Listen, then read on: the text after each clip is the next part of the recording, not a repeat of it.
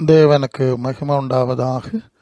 இந்த நாளிலும் நாம் தொடர்ந்து சிந்தித்து கொண்டு வருகின்ற இயேசுவின் எதிரிகள் என்ற அந்த தலைப்பிலே நாம் தொடர்ந்து சிந்திக்கின்றோம். அதன் 20வது பாகமாக இன்றைய நாளின் சிந்தனையை அமைத்துக் கொள்கிறோம். அன்பர்கள் நண்பர்கள் அனைவருக்கும் இறைமைந்தன் இயேசுவின் நாமத்தில் அன்பின் நல்வாழ்த்துக்கள். லூக்கா சுவிசேஷம் 6ஆம் அதிகாரம் அதன் 26ஆம் வசனத்தில் இயேசு இவ்வாறு கூறினார்: எல்லா மனுஷரும் உங்களை குறித்து புகழ்ச்சியாய் பேசும்போது உங்களுக்கு ஐயோ, அவர்கள் பிதாக்கள் கள்ள தீர்க்கதரிசிகளுக்கும் அப்படியே செய்தார்கள். இந்த உலகத்தின் மனிதர்கள் உங்களை குறித்து புகழ்ச்சியாய் பேசும்போது அது அவர்களுக்கு தீமையானதாக இருக்கிறது. காரணம், இந்த உலகம் அவர்களை புகழ்ச்சியாக பேசுகிறது என்பதென்றால் அவர்கள் பரலோக தேவனுடைய எதிர்நிலையில் இருக்கிறார்கள் என்றுதான் பொருள். ஏனென்றால் பரலோகமும் பூலோகமும் ஒன்றுக்கொன்று எதிராக இருக்கிறது. மனிதர்களுக்கு முன்பு மேன்மையாக எண்ணப்படுகிறது, தேவனுக்கு முன்பு அருவருப்பாக இருக்கிறது என்கிற வசனங்களை நாம் பார்த்திருக்கிறோம். அப்படி என்றால் இங்கே இயேசு சொல்கிறார், கள்ள தீர்க்கதரிசிகள் பரலோக கடவுளுக்கு தொடர்பில்லாதவர்களை தான் இந்த உலகம் அதிகமாக புகழ்ந்திருக்கிறது. இஸ்ரவேலர்களும் அப்படி தான் செஞ்சாங்க. அவர்கள் கடவுளுடைய மக்கள்னு தங்களை சொல்லிக்கிட்டாலும் அவங்க கடவுளுடைய சார்பில் பேசின தீர்க்கதரிசிகள் எல்லாம் கொலை செஞ்சுருக்காங்க. இவர்களுடைய இஷ்டப்படி புகழ்ந்து பேசுகிறவர்களை அவர்கள் பாராட்டி இருக்கிறார்கள். ஆகவே மனுஷர்கள் உங்களை புகழ்ச்சியாய் பேச வேண்டும் என்று நீங்கள் விரும்பினால் நீங்கள் கடவுளுடைய சித்தம் செய்ய முடியாது. மனுஷர்கள் உங்களை ரொம்ப புகழ்ந்து ஓஹோ ஆஹோ என்று புகழ்கிறார்கள் என்று சொன்னால் நீங்கள் கடவுளுடைய திட்டத்துக்கு வெளியே தான் இருக்கிறீர்கள். அதுதான் உண்மை என்கிற ஒரு ஆழமான சத்தியத்தை ஆண்டவர் கற்றுக் கொடுக்கிறார். மத்திய 23ஆம் அதிகாரம் 31ஆம் வசனத்தில், ஆகையால் தீர்க்கதரிசிகளை கொலை செய்தவர்களுக்கு புத்திரராக இருக்கிறீர்கள் என்று உங்களை குறித்து நீங்களே சாட்சி கொடுக்கிறீர்கள். அவங்க பிதாக்கள்லாம் தீர்க்கதரிசிகள்லாம் கொலை செஞ்சவங்க, அதுக்கு அவங்களுக்கு வாரிசுகளாக தான் நீங்கள் இருக்கீங்க.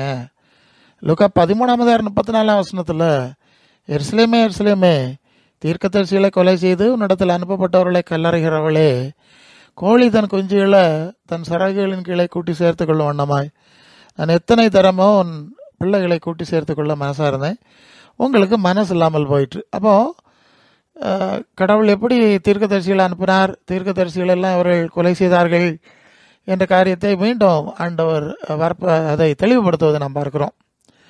ஆக கடவுளுடைய சித்தம் செய்கிற தீர்க்கதரிசிகளை அழிப்பது கொல்லுவது இந்த உலகத்தின் வழக்கம். இயேசு கொலை செய்யப்பட்டார், அவருடைய அப்போஸ்தலர்கள் எல்லாருமே படுகொலை செய்யப்பட்டிருக்கிறார்கள் என்கிற வரலாற்று செய்தியும் நாம் அறிந்திருக்கிறோம் இல்லையா? அவர்களுக்கு உலகம் பாராட்டை கொடுக்கவில்லை, புகழை கொடுக்கவில்லை, அவர்களை படுகொலை செய்கிற அளவுக்கு கொடுமைப்படுத்தி இருக்கிறது என்பதை நாம் புரிகிறோம்.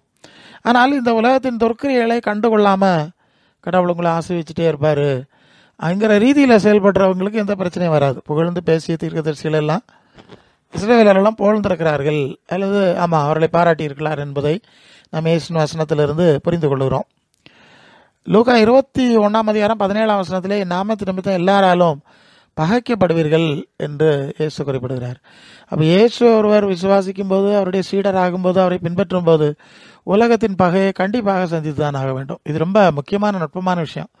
இந்த தலைகளாக பேசுகிறாங்க. இயேசுன்னு சொல்லிட்டா உடனே உலகத்தில் ஒரு உச்சாணிக்கு போயிடுவார், யாரோ தூக்கி எல்லாரும் பாராட்டுவாங்க, எல்லாரும் புகழ்வாங்க. ஏன்னா சகல ஜாதிகளில் மேன்மையாக வைப்பேன், புகழ்ச்சியாக வைப்பேன், எல்லாம் கள்ளத்தனமாக பேசிகிட்டு இருக்கிறாங்க. இயேசு சொல்கிறார், அப்படி கிடையாது. என் நாமத்தின் அதுவரை உங்களுக்கு பிரச்சனை வராது. எப்போ என்ன நீங்கள் ஏற்றுக்கொண்டு என் சீடராக மாறுவீங்களோ அப்போ தான் உலகம் முழுசும் உங்களுக்கு எதிராக வந்துடும். ஏன்னா அது இன்னொரு நெட்வொர்க். அந்த நெட்வொர்க்குள்ளே நீங்கள் இருந்தீங்க, உங்களை நான் என்னுடைய பிதாவாகிய தேவனுடைய ஆதீனம் ஆளுகைக்குள் பரலோக ராஜ்யத்தின் எல்லைக்குள்ளே கொண்டு வந்ததுனால இந்த உலகம் முழுசும் உங்களை பகைக்க ஆரம்பிச்சிடும். அதுக்கப்புறம் தான் உங்களுக்கு பிரச்சனையே வரும். அதுக்கு முன்னால் இருக்க பிரச்சனையை விட உண்மையிலே இந்த உலகம் முழுவதும் பிசாசு, அதாவது நீங்கள் பேசுகிற 6ஆம் அதிகாரம் 12ஆம் வசனத்தில், மாம்சத்தோடும் அல்ல, மாம்சத்தோட இரத்தத்தோடும் அல்ல, அதிகாரங்கள், துரைத்தனங்கள், வான மண்டலங்கள் உள்ள பொல்லாதாவிகளின் சேனைகளோடும் நமக்கு போராட்டம் உண்டு. அப்போ எத்தனை இடத்துல திசையிலிருந்து போராட்டம்னு பார்த்தீங்களா? ஸோ இது சீடத்துவத்துக்குள் வரும்போது தான் வருகிறது என்பதையும் ஆண்டவர் சுட்டி காட்டுகிறார். யோவான் 15:20-21 சொல்கிறார், ஊழியக்காரன் தன் எஜமானிலும் பெரியவன் அல்ல என்று நான் உங்களுக்கு சொன்ன வார்த்தையை நினைத்து கொள்ளுங்க. அவள் என்ன துன்பப்படுத்தினது உண்டானா உங்களையும் துன்பப்படுத்துவாங்க, என் வசனத்தை கை கொண்டது உண்டானா உங்கள் வசனத்தையும் கை கொள்வார்கள் அப்படின்ட்டு தன்னை வச்சே சொல்கிறார். என்னையே துன்பப்படுத்தினா பின்ன உங்களை என்ன செய்வாங்க? 2 கள்ளமாருக்கு நடுவில் நிறுத்தி படுகொலை செஞ்சு விட்டாங்க. ஸோ உங்களை என்ன செய்வாங்க? யோசித்து பாருங்கள். அப்போது 21ஆம் வசனத்தில் அவர்கள் என்னை அனுப்பினவரை அறியாதபடினால் என் நாமத்து நிமித்தமே வேலையெல்லாம் செய்வாங்க. எல்லாருமே நாங்கள் கடவுளின் குழந்தைகள் கடவுளின் குழந்தைகள்னு சொல்லிட்டு இருப்போம். அது இயேசு ஆராதனை மன்றமாக இருந்தாலும் சரி தான், வெளியே இருந்தாலும் சரி தான், நாங்கள்லாம் கடவுள்கிட்ட இருக்கோம்னு சொல்லிட்டே உங்களை பரியாசம் பண்ணுவான், நிந்தனை பண்ணுவான், உங்களுக்கு எதிராக செய்வாங்க. அவனுக்கு பரலோகத்தையும் தெரியாது, பரலோக தேவனையும் தெரியாது, இயேசுநாதனையும் தெரியாது. இயேசுநாதனுடைய நாமத்து நிமித்தம் நீங்கள் இயேசுவின் சீஷர்கள், நீங்கள் இயேசு ஆராதிக்கிறத பற்றி பேசலை, இயேசுவின் சீஷத்துவத்தில் நடக்க ஆரம்பிக்கும் போது தான் இப்படியெல்லாம் செய்வாங்க. அப்படி ஒரு சூழல் உங்களுக்கு வரும் என்று ஆண்டவர் சுட்டி காட்டுகிறார். யோவான் 16ஆம் அதிகாரம் 2-3 வசனத்தில் உங்களை ஜெப ஆலயங்களுக்கு புறம்பாக்குவார்கள், மேலும் உங்களை கொலை செய்கிறவன் தான் தேவனுக்கு தொண்டு செய்கிறவன் என்று நினைக்கும் காலம் வரும். அவர்கள் பிதாவை என்னை அறியாதபடினால் இவளை உங்களுக்கு செய்கிறார்கள். என்னையும் தெரியாது, அனுப்பின பரலோக தேவனே தெரியாது, அவர்கள் என் நாமத்து நிமித்தம் உங்களை இதை செய்வாங்க, நீங்கள் விழிப்பாக இருக்க வேண்டும் என்று தம்முடைய சீடர்களுக்கு அதை கற்றுக் கொடுக்கிறார். நல்ல கவனிக்கணும். இயேசுவின் சீஷத்துவத்தில் நடக்கிறதுங்கிறது எப்படிப்பட்டதுங்கிறத புரிஞ்சுக்கணும். இப்போ தலைகளாக ஒரு படத்தை பிசாசும் அவனுடைய அடிமைகளும் சேர்ந்து ஒரு ஒரு தலைகளான பிம்பம் இல்லையா, ஒரு தோற்றத்தை அங்கே உருவாக்கி வச்சிருக்கிறான். கடவுள் பிரியமாக இருந்தால் அவனை இப்படி வைப்பார், இப்படி வைப்பார். அது ஏறக்குறைய அது உபாகமம் 28ஆம் அதிகாரம் 14 வசனத்தில் வர்ற அந்த அடிப்படை. இதை தான் ஆண்டவர் முறியடிக்கிறார். ஒரு ஐஸ்வர்யமாக இருந்தால் அவன் அந்த உபாகமம் 28ஆம் அதிகாரம் முதல் 14 வசனத்தில் இருக்கிற எல்லா ஆசீர்வாதத்தோடு இருந்தான்.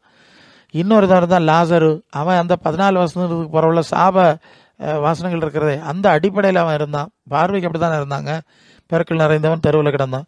இப்போ 2 பேரும் கண்ணா மூடின போது ஐஸ்வர்யவன் பாதாளத்தில் அக்கினியில் வேதப்பட்டான், இந்த லாசரு ஆபிரகாம் பக்கத்தில் இளைப்பாடுறான்.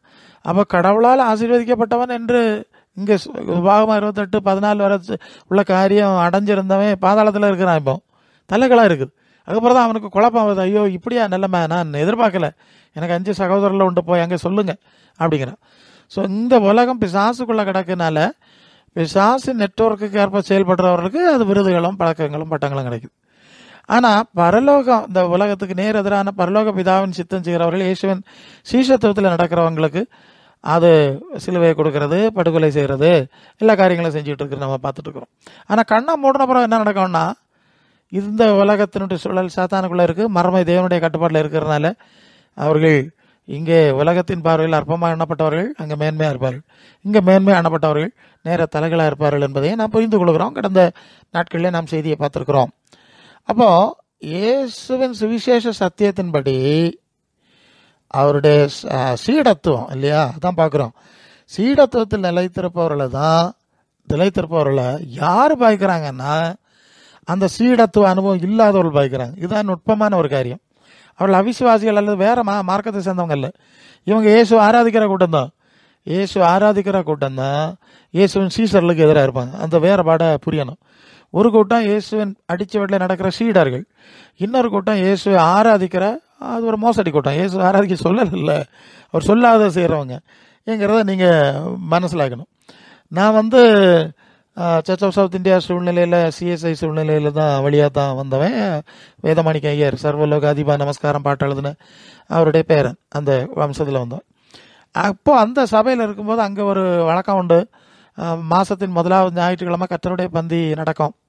அப்போ அந்த குருவானவர் அந்த ஜபத்தை நடத்தும் போது அவர் இப்படியே சொல்வார், அந்த பாவங்களை அறிக்கை விடுவோமாக என்று சொல்லி அந்த பாவ அறிக்கை ஜபத்தை அவர் லீடு பண்ணும்போது அவர் இப்படி சொல்வார், நாங்கள் ஒளியில் நடவாமல் இருளில் நடந்து வந்தோம், செய்யத்தக்கதை செய்யாமல் செய்யத்தகாதை செய்து வந்தோம், கிறிஸ்துவ நாமத்தை சொல்லும் தீமை விட்டு விலகவில்லை, எங்களுக்கு இறங்க வேண்டும் என்று மன்றாடுகின்றோம்.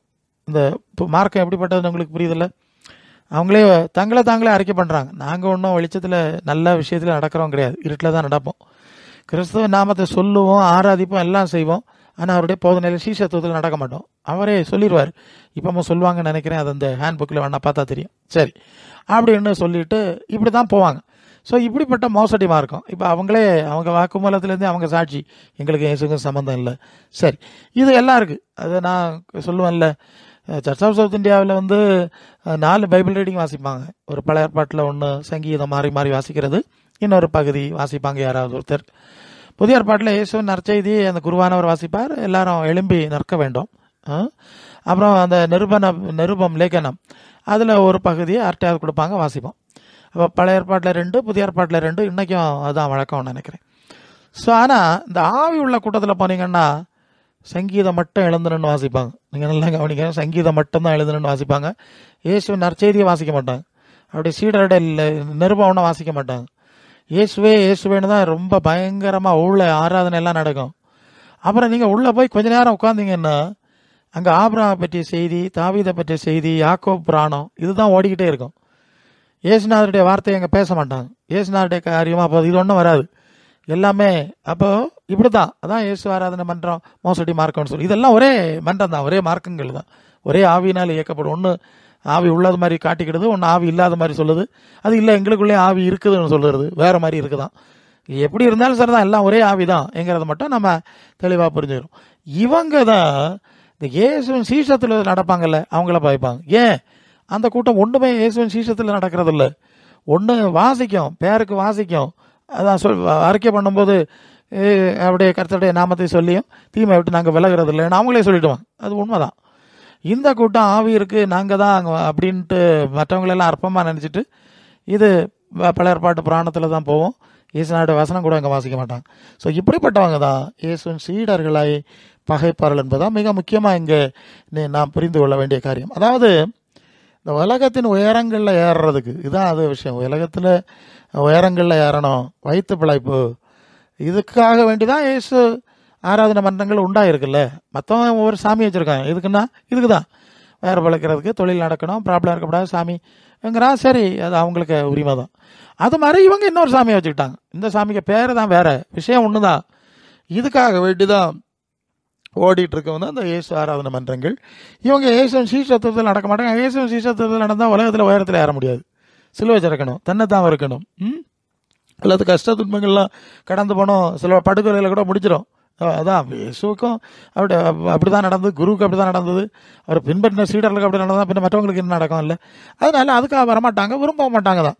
ஸோ இவங்க அப்படி ஆட்டம் போட்டுட்டு ஓலை போட்டுட்டு தான் இயேசுவின் சீஷத்துவத்தில் நடக்கிறவங்கள எதிரிகளாக இருப்பாங்க. முதல்ல எதிரியாக இருப்பாங்க. இயேசுவின் சீஷத்துவத்தில் நடக்கிறவங்களுக்கு தான் இந்த கூட்டத்தார் தான் முதல். மற்றவங்கெல்லாம் வெளியே நிற்பாங்க, அவங்க இங்கே சண்டைக்கு வர மாட்டாங்க. அவங்க சும்மா உட்காந்தா சரி எப்போ அவன் மார்க்கத்தில் இருக்கிறான் போகிறான்னு ஒதுங்கி போயிடுவாங்க. ஆனால் இந்த கூட்டம் தான் ரொம்ப முக்கியம். ஏன்னா இது இயேசுவின் நாமத்தை வச்சு உலகத்தை ஏமாற்றிட்டு இருக்கு. இதுதான் இயேசுவின் மார்க்கம், இயேசு சுவிசேஷம், இதுன்னு தப்பாக மாட்டிகிட்டு இருக்கு.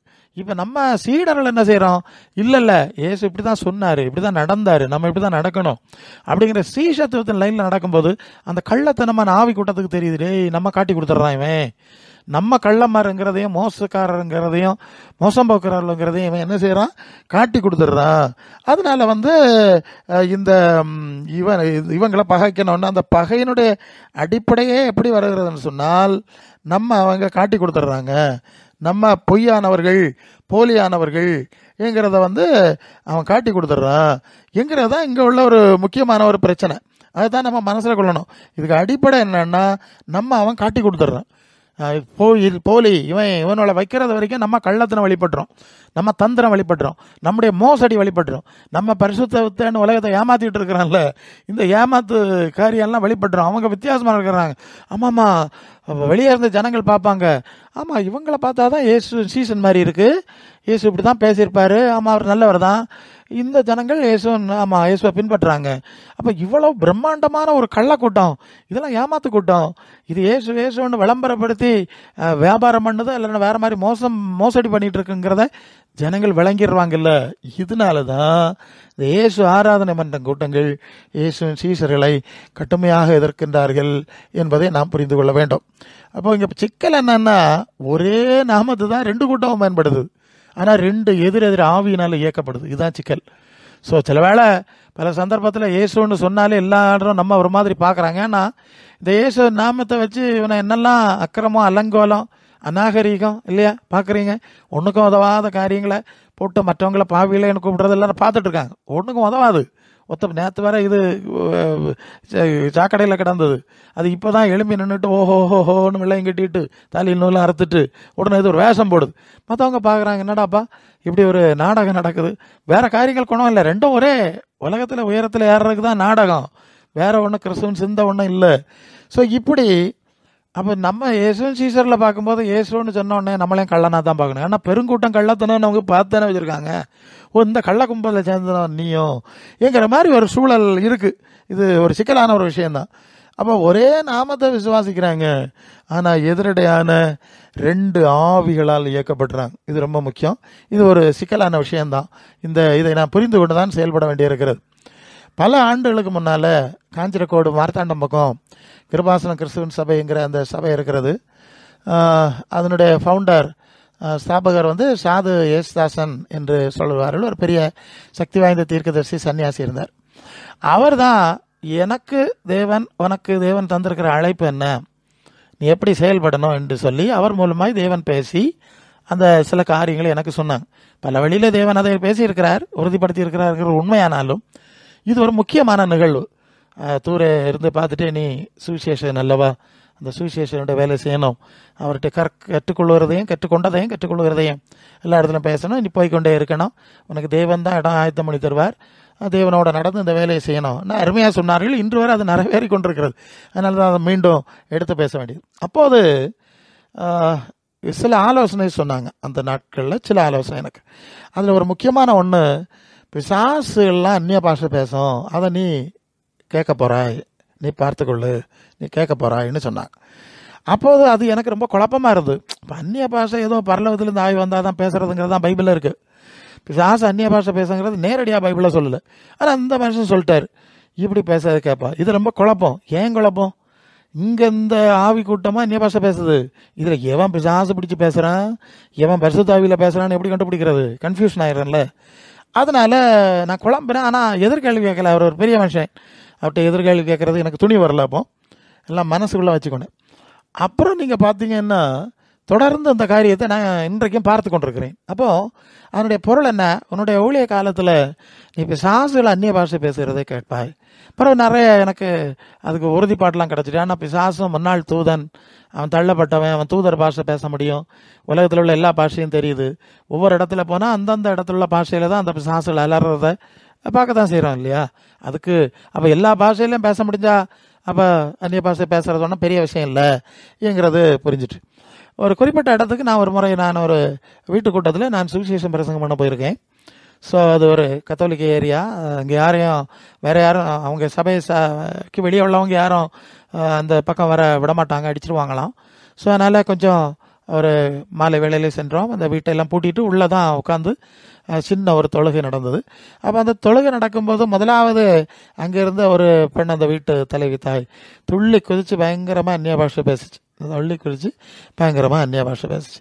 ஸோ நான் அப்போ நினச்சிக்கிட்டேன், அப்போ ஓகே, அப்போ இந்த சூழ்நிலையிலே அவர்களுக்கு இந்த அனுபவம் ஏற்பட்டிருக்கிறதோ என்று அப்படியே நான் சிந்தித்து கொண்டிருந்த போது எனக்குள்ளே ஒரு வசனம், ஒரு வேத வசனம் உள்ளாலே மனசில் வருது.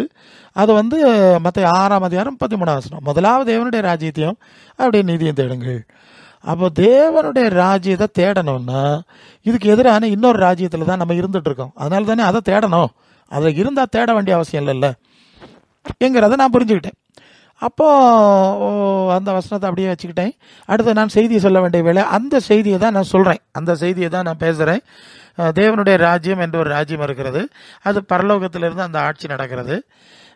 இந்த உலகத்தில் இன்னொரு ஆட்சி இருக்கிறது, அது உலகத்தின் அதிபதியின் ஆட்சி இல்லையா? லூக்கா 4:5 உலகம் முழுசும் எனக்கு ஒப்பு கொடுக்கப்பட்டிருக்கிறான்னு பிசாசு சொல்கிறான். 2 கொரிந்தியர் 4:4 பிரபஞ்சத்தின் தேவனானவன் மனக்கண்களை குருடாக்கினான். ஸோ உலகம் முழுவதும் பொல்லாங்கனுக்குள் கிடக்கிறது என்று அறிந்திருக்கிறோம். 1 யோவான் 5:19, யோவான் 14:20-30 வாசிக்கும்போது இதோ உலகத்தின் அதிபதி வருகிறான், அவனுக்கு என்னிடத்துல ஒன்றும் இல்லை, இதையே சொல்கிறது. ஸோ அப்போ இப்படி ஒரு ராஜ்யம் இருக்குது, அதுக்குள்ளே தான் நம்ம சிக்கி இருக்கோம். அதனால தான் நம்முடைய குணம், நம்முடைய செயல், நம்முடைய காரியம்லாம் எப்படி இருக்குது? பரலோக தேவன் பூரண சர்க்குனர், அந்த ராஜ்யத்தை தேடணும், அந்த ராஜ்யத்துக்குள்ளே வரணும். இப்படி நான் ஒரு 2 நிமிஷம் பேசியிருப்பேன் நினைக்கிறேன். 2 ராஜ்யம், பிசாசின் ஆட்சி, தேவனுடைய ஆட்சி. ஸோ அந்த அந்நிய பாஷை பேசி நல்லா குதிச்சா அந்த பொம்பளை அந்த 2 கையை முறுக்கிட்டாய், நான் யாருன்னு தெரியுமாடா அப்படின்னு சத்தம் போட்டு, அங்கேருந்து சத்தம் போட்டு. நான் சொன்னேன், நீ யாருன்னு தெரியும், நான் விரும்பலை, நீ ஓடி போயிருன்னு சொன்னேன். அது தரையில் விழுந்து இந்த சர்ப்பம் மாதிரி நெளிஞ்சு வாமிட் பண்ணிட்டு ஓடி போச்சு. முதல்ல அந்நிய பாஷை, துள்ளி குதிச்சு பயங்கர ஆர்ப்பாட்டம். இப்போ அடுத்தது அதே இது, என்னை கண்டுபிடிச்சிட்டியாடா, நான் யாருன்னு தெரியுமா, நான் என்னாரு அப்படின்னு சொல்லுது. அதே சொல்லுது, நான் பிரசங்கம் பண்ணோன்னே 2 ராஜ்யம் இருக்குது, பேய் இருக்கிறான், அதற்குன்னு சொல்லி கொஞ்சம் ஆரம்பித்த உடனே அது ஆட ஆரம்பிச்சிட்டு. இது மாதிரி தான் அந்நிய பாஷை பேசிக்கொண்டு இன்றைக்கு இந்த ஆவி கூட்ட சபையெல்லாம் இந்த பிசாசு தான் அடிச்சு பண்ணுறோம். ஏன்னா அங்கே நீங்கள் போகிறீங்கன்னா இயேசுவின் வார்த்தை இல்லை, மாதிரி இல்லை, ஒன்றும் இல்லைன்னு நான் சொல்லிட்டேன், நிறைய சொல்லிட்டேன். இயேசுவை கொலை செய்த யூதருடைய கொள்கை இருக்குன்னா அது இயேசுவை கொலை செய்த யூதர்களுக்குள்ள இருந்த அந்த ஆவி தான், இயேசுவுக்கு எதிரான ஆவி தான் ஆட்சி செய்கிறாங்கிறது ரொம்ப ரொம்ப முக்கியம். இதை ரொம்ப கவனத்தில் கொள்ளணும். அதாவது அதான் நான் அடிக்கடி சொல்கிறேன், இயேசுவன் ஆராதனை மன்றங்களில் இயேசுவின் போதனைகள் எந்த வடிவில் இப்போ இடம்பெறது கிடையாது. இயேசுவை கொலை செய்த யூதர்களின் கொள்கைகள் தான் அங்கே வாசித்து தியானிக்கப்படுதுங்கிற சொல்லிட்டேன்ல, இதுதான் இதுக்கு அடையாளமாக இருக்கிறது. அந்த ஆவி தான் அங்கே செயல்படுதுங்கிறதை நாம் புரிந்து கொள்ளணும். அப்போ இயேசுவின் சீடத்துவத்தில் நடக்கிறவர்களை இயேசுவின் சீடராகாத இயேசு ஆராதனைக்காரர்கள் தான் அதிகம் பகைப்பார்கள் என்பது மிக மிக முக்கியமாக கவனத்தில் நாம் கொள்ள வேண்டும். நீங்கள் பல இயேசுனாருடைய சுவிசேஷ காலத்தில் அப்படி தான் இயேசுவின் சுவிசேஷத்தை அழிப்பதற்கு தீவிரமாக நின்றவர்கள் கடவுளுடைய குழந்தைகள்னு ஆபிரகாமின் மக்கள்னு சொல்லிட்டு இருந்தாங்கல்ல, அவர்கள் தான், இஸ்ரவேலர்கள் தான் அதை செஞ்சாங்க. ஆமாம், மற்றவங்க எல்லாம் அடுத்தது தான், இவங்க தான் தீவிரமாக அழிக்கணும். ஏன்னா நம்முடைய மார்க்கத்தை பொய் மார்க்கம் ஆக்கிடுவான். அதான் அந்த அடிப்படை தான் இங்கேயும் வருது. நம்முடைய மார்க்கத்தை காட்டி கொடுத்துருவான், நம்ம பிடிபட்டுருவோம்னு. சரி, அதனால்தான் இயேசு சொல்கிறார், என் சீடர்களாகி உங்களை என்னை ஆராதிக்கிற கூட்டங்கள் உட்பட அனைவரும் எல்லாராலும் பாய்க்கப்படுவீர்கள், அனைவரும் பாய்ப்பார்கள் சொன்னார்.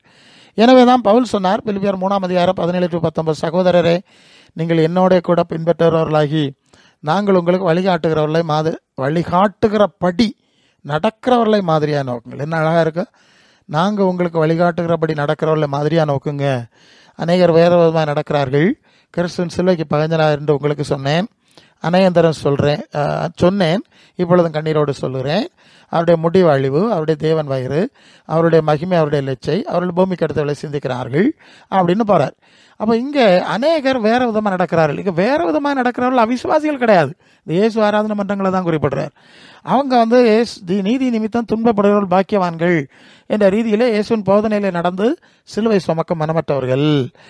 அவர்கள் வயிற்றுக்காக தான், வயிற்று பிழைப்புக்காக தான் இயேசுவன் சத்தம் போடுறாங்க. பூமியின் உயரத்தில் ஏறுறதுக்கு தான் சத்தம் போட்டுருக்குறாங்க. அவங்களுக்கு ஒரு நாள் மண்ணில் வைப்பாங்க, மலர் விளையம் வச்சு மற்றவனெல்லாம் ஏமாத்துவான், உனக்கு நாங்கள் மலர் விளையம் தந்திருக்கோம், தேவன் வயிறு, வெக்கப்படுவாங்க. அப்படிலாம் அந்த சம்பவத்தை நம்ம பார்க்குறோம். இந்த கூட்டம் தான் இந்த கள்ள கூட்டம். இதை குறித்து நான் விழிப்பாக இருக்கணும். இயேசுவின் சீடர்கள் அப்போ இந்த கூட்டங்களை பற்றி தான் ரொம்ப விழிப்பு. ஏன்னா மற்றவங்களால இடரல் ஈஸியாக வராது, இவங்களால தான் குழப்பமும் இடரெல்லாம் கன்ஃபியூஷன்ஸ் அதிகம் வரும். இயேசுவை பின்பற்றுகிறவர்கள் இயேசுவைத்தான் பின்பற்ற வேண்டும். சீடர்கள் இயேசுவின் மாதிரி அப்போஸ்தலர் மாதிரி தான். அதுக்கு வெளியே இருக்கிற யாரையும் நிராகரிக்கணும். வேணா பேய் விரட்டுட்டு நோய் அதெல்லாம் கடந்த காலத்தில் நான் பார்த்துருக்குறோம். எப்படிப்பட்டவர்களாக இருந்தாலும் நான் விழிப்பாக இருக்க வேண்டும். 2 கொரிந்தியர் 11:12-15 வரை, மேலும் எங்களை விரோதிக்க சமயம் தேடுகிறவர்களுக்கு சமயம் கிடையாதபடி தங்களை குறித்து மேன்மை பாராட்டுகிற காரியத்தில் அவர்கள் எங்களைப் போல காணப்படும்படி நான் செய்வதே இன்னும் செய்வேன். அப்படிப்பட்டவர்கள் கள்ள அப்போஸ்தலர்கள், கபடமுள்ள வேலையாட்கள், கிறிஸ்துவனுடைய அப்போஸ்தலருடைய வேஷத்தை தரித்து கொண்டவர்களாக இருக்கிறார்கள். அது ஆச்சரியம் அல்ல, சாத்தானும் ஒளியந்தவனுடைய வேஷத்தை தரித்து கொள்வானே. ஆகையால் அவனுடைய ஊழியக்காரரும் நீதியின் ஊழியக்காரருடைய வேஷத்தை தரித்து கொண்டால் அது ஆச்சரியம் இல்லை, அவருடைய முடிவு அவர்கள் கிரியைக்கு தக்கதாக இருக்கும். இங்கே எங்களை விரோதிக்கிறதுக்கு சமயம் தேடுறாங்க. யார் சமயம் தேடுறாங்க? அவிசுவாசிகள் கிடையாது, இந்த இயேசு ஆராதனை மன்றங்க தான். அதுதான் சொல்கிறார், இவங்கெல்லாம் கள்ள அப்போஸ்தலர்கள், கபடமுள்ள வேலையாட்கள், கிறிஸ்துவனுடைய அப்போஸ்தலருடைய வேஷம்தான் இருக்குது, இயேசுவின் வார்த்தை இல்லை, மாதிரி இல்லை, ஒன்றும் இல்லை. ஆக இவரெல்லாம் கள்ளத்தனமாங்க. இவங்க எங்களை விரோதிக்க தேடுறாங்க. யார்? இயேசுவின் சீஷத்துவத்தில் இருக்கிறாங்கள பவுல் போன்ற அப்போஸ்தலர்கள், அவர்களை விரோதிக்கிறாங்களாம் இந்த கள்ள அப்போஸ்தலர்கள். இயேசுவின் நாமத்தை, கிறிஸ்துவனுடைய அப்போஸ்தலருடைய வேஷத்தை போட்டிருக்கவங்க தான் இப்படி செய்கிறாங்க, அவங்க சாத்தானுடைய ஊழியக்காரர்களாகும் அப்படின்னு அதை விளக்கம் கொடுக்குற ஒரு காரியத்தை பார்க்குறோம். அப்போது சாத்தான் கூட்டம்னு சொல்கிறது இந்த இயேசு ஆராதனை மன்றங்கள் தான். அதாவது இயேசுவின் மாதிரியிலே நடக்காத மன்றங்கள். அதான் பிரச்சனை. இங்கிறத ரொம்ப முக்கியமாக கவனத்தில் கொள்ளணும். இவங்க தான் அப்போஸ்தலர்களை பகைக்கிறாங்களாம். சிலர் நேரடியாக பகைக்கிறாங்க, சிலர் மறைமுகமாக பகைப்பாங்க. ஸோ அது எப்படி சூழ்நிலைன்னு தெரியாது, எப்படியும் வெளிப்பாக இருக்க வேண்டியது அவசியம். அப்போ இது ஒளியந்ததனுடைய வேடம் அணிந்த பிசாசு அந்நிய பாஷைகள்லாம் பேசிட்டு இந்த இயேசுவின் சீடத்துவத்துக்கு எதிரான கொள்கைகளை பரப்பிட்டே வருது. அவங்கள்ட்ட பிரசங்கம், அவங்களுடைய காரியம் எல்லாம் இயேசுவின் சீடத்துவத்துக்கு எதிராக இருக்கும். ஏதோ ரீதியில் இயேசுவை புகழ்த்துற மாதிரி இருக்கும். ஆனால் அது என்னன்னு வஞ்ச புகழ்ச்சி அணின்னு சொல்லுவாங்க தமிழில். புகழ்கிறது மாதிரி பழிக்கிறது, அவரை ஆராதிக்கிறது மாதிரி பண்ணிட்டு அவரை இல்லாமாக்குறது. அவ்வளோ சாமர்த்தியமான ஒரு காரியம். ஒரு பக்கம் அவரை ஆராதிக்கிற மாதிரி ஆராதிக்கிறோன்னு சொல்லிட்டு அவர் சொன்னதுக்கு நடந்ததுக்கு எதிராக செயல்பட்டால் அதுதானே விஷயம். ஸோ இந்த தந்திரம் இப்படி பரப்பி இவர்களை நாங்கள் தான் இயேசுவின் அப்போஸ்தலர்கள் எல்லாம் அவங்களே போர்டு போட்டுக்கிறாங்க, நான் தான் அப்போஸ்தலன், நான் இன்னவன் அப்படின்னு காட்டி ஜனங்களெல்லாம் ஏமாத்துறாங்க. ஏமாற்றி உண்மையிலே சுவிசேஷத்தை அழிச்சிட்டு இருக்கிறாங்க.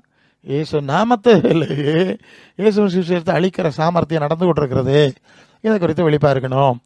மத்திய 10:40 இயேசு சொல்கிறார், என் சீடர்களாகிய உங்களை ஏற்றுக்கொள்கிறவன் என்னை ஏற்றுக்கொள்கிறான், என்னை ஏற்றுக்கொள்கிறவன் என்னை அனுப்புகிறவரை ஏற்றுக்கொள்கிறான். நல்ல கவனிக்கணும். என் சீடர்கள் என்னை பின்பற்றுகிற சீடர்களாக இருக்கிறதுனால உங்களை ஒருத்தன் ஏற்றுக்கொண்டா அவன் தான் என்னை ஏற்றுக்கொள்கிறான். அப்போ உங்களை நிராகரிக்கிறவன் என்ன நிராகரிக்கிறான்? என்னை அனுப்பின பிதாவை நிராகரிக்கிறான். அப்போ பிதாவோடும் குமாரனோடும் அவங்க ஐக்கியமே கிடையாது. அப்படி இல்லாதவங்க தான் இதை செய்வாங்க. அதனால் நீங்கள் இதை குறித்து அறிவாக இருங்க, தெளிவாக இருங்க என்று சொல்லுகிறார். இது ரொம்ப முக்கியமான காரியம். அவங்க எங்கே ஓடியும் ஒன்றும் பயன் அடைய முடியாது. நாடகம் உலகத்தில் அவங்க காலம் அவங்க மேடையில் ஆடிடுவாங்க. இந்த மேடை இறங்கும்போது அது வேற காரியம், அதில் இவங்க வித்த பலிக்காது. ஓகே, இதை மனசில் வச்சுக்கணும். இயேசுவின் சீடர்களை பயக்கிற யாரும் இயேசுவோட ஐக்கியத்தில் இல்லைங்கிறது தெளிவு, அவருடைய பிதாவின் ஐக்கியத்தில் இல்லைங்கிறதும் தெளிவான விஷயம். லூக்கா 22:35 இயேசு சொன்னார், பின்னும் அவர் அவர்களை நோக்கி, நான் உங்களை பணப்பையும் சாமான் பையும் பாதரட்சிகளும் இல்லாமல் அனுப்பின போது ஏதாயிலும் உங்களுக்கு குறைவு இருந்ததா என்றார். அவர்கள் ஒன்றும் குறைவாக இருந்ததில்லை என்றார்கள். அப்போது இயேசு சீடர்களுக்கு காசு ஒன்றும் கொடுத்து விடலை. வருங்கையா போங்க, சாமான் பை கூட எடுக்க வேண்டாம், பணப்பை கூட எடுக்க வேண்டாம்ங்கிற அளவுக்கு சொல்லியிருந்தார். ஸோ அவங்க போயிட்டு ஊழியெல்லாம் முடிச்சுட்டு வந்திருக்காங்க. சில சூழ்நிலை வந்தவொன்னு கேட்குறாரு, உங்களுக்கு ஏதாவது குறை இருந்தான்னு கேட்டால், இல்லை ஒன்றும் குறை இல்லை, எல்லாம் நடந்துட்டுது, எங்கள் தேவை சந்திக்கப்பட்டதுன்னு சொன்னாங்க. அப்போ இயேசுவின் சீடர்களின் தேவைகளை பரலோகின் தேவன் புறப்படுகிறாருங்கிறத இங்கே நம்ம புரிகிறோம். அப்போ இயேசுவின் சீடர்களாக இருக்கும்போது மட்டும்தான் அவருடைய தேவைகளை பரலோகத்தின் தேவன் சந்திக்க முடியும். இன்னைக்கு உள்ள கூட்டங்கள் இயேசு ஆராதனை மன்றம் இருக்குல்ல, அவங்க எல்லாம் என்ன செய்வாங்கன்னா, இயேசுன்னு சொல்லி விளம்பரம் பண்ணி ஆளுகளை நாங்கள் தான் இயேசுவின் அப்போஸ்தலன்னு கூட்டுவாங்க. அவங்கள்ட்ட இருந்து தசம பாகம் காணிக்கையை பல ரீதியில் வாங்குவாங்க. இவங்களை வச்சு அரசியல் பண்ணுவாங்க. நல்ல பண வசதி உள்ள ஆளெல்லாம் கைப்பற்றுவதற்கு நிறைய முயற்சியெல்லாம் செய்வாங்க. அப்படிலாம் செஞ்சு ஒரு அரசியல் தான் நடத்திட்டு இருக்கிறாங்க. இவங்க உண்மையிலே தேவனை நம்பி இருக்க மாட்டாங்க. இந்த ஜனங்களை எப்படியெல்லாம் சந்தோஷப்படுத்தலாம், தக்க வைக்கலாம் அப்படின்னு அதற்கேற்ப பல நாடகங்கள்லாம் ஆடுவாங்க. நீங்கள் பார்த்தீங்கன்னா தெரியும். உண்மையிலே அவர்கள் தேவன் பேரில் நம்பிக்கையாக இருந்தால் அவங்க தேவ சித்தத்தை செஞ்சுட்டு போயிட்டே இருந்திருக்க முடியும். அவங்களால போக முடியாது. ஏன்னா இவர்களுக்கு தேவனுடைய பரிகாரம் கிடைக்காது, உதவி கிடைக்காது, ஒத்தாசை கிடைக்காதுன்னு அவங்களுக்கு நல்லா தெரியும். இவங்க தான் தேவ சித்தம் செய்யலையே. இப்போ இயேசு சொல்கிறார், நீங்கள் என் சீசராக இருந்திருந்தா உங்கள் காரியத்தை அவர் புறப்படுத்திருப்பார். நீங்கள் ஏன் சீசராக இல்லாததுனால தான் அவர் புறப்படுத்த முடியலை. எல்லாமே நீங்கள் உங்கள் டூப்ளிகேட் வழிகளில் உலகத்தின் வழியில் போனோம். உங்களுக்கு யுத்தம் பண்ணலை, உங்களுக்கு செயல்படலை, உங்களுக்கு ஒன்று அது ரொம்ப முக்கியமான காரியம், அதை ஒன்றும் மறக்க முடியாது. உங்களுக்கு தேவன் கிரியை செய்ய மாட்டார். அப்போ இயேசுவின் சீசத்துவம் எவ்வளோ முக்கியமான ஒன்று. இருந்தால் அவருடைய சீசனாக பூரணமாக இருந்தால் அப்படியே போயிடணும். அந்த பக்கம் இந்த பக்கம் அசையப்படாது.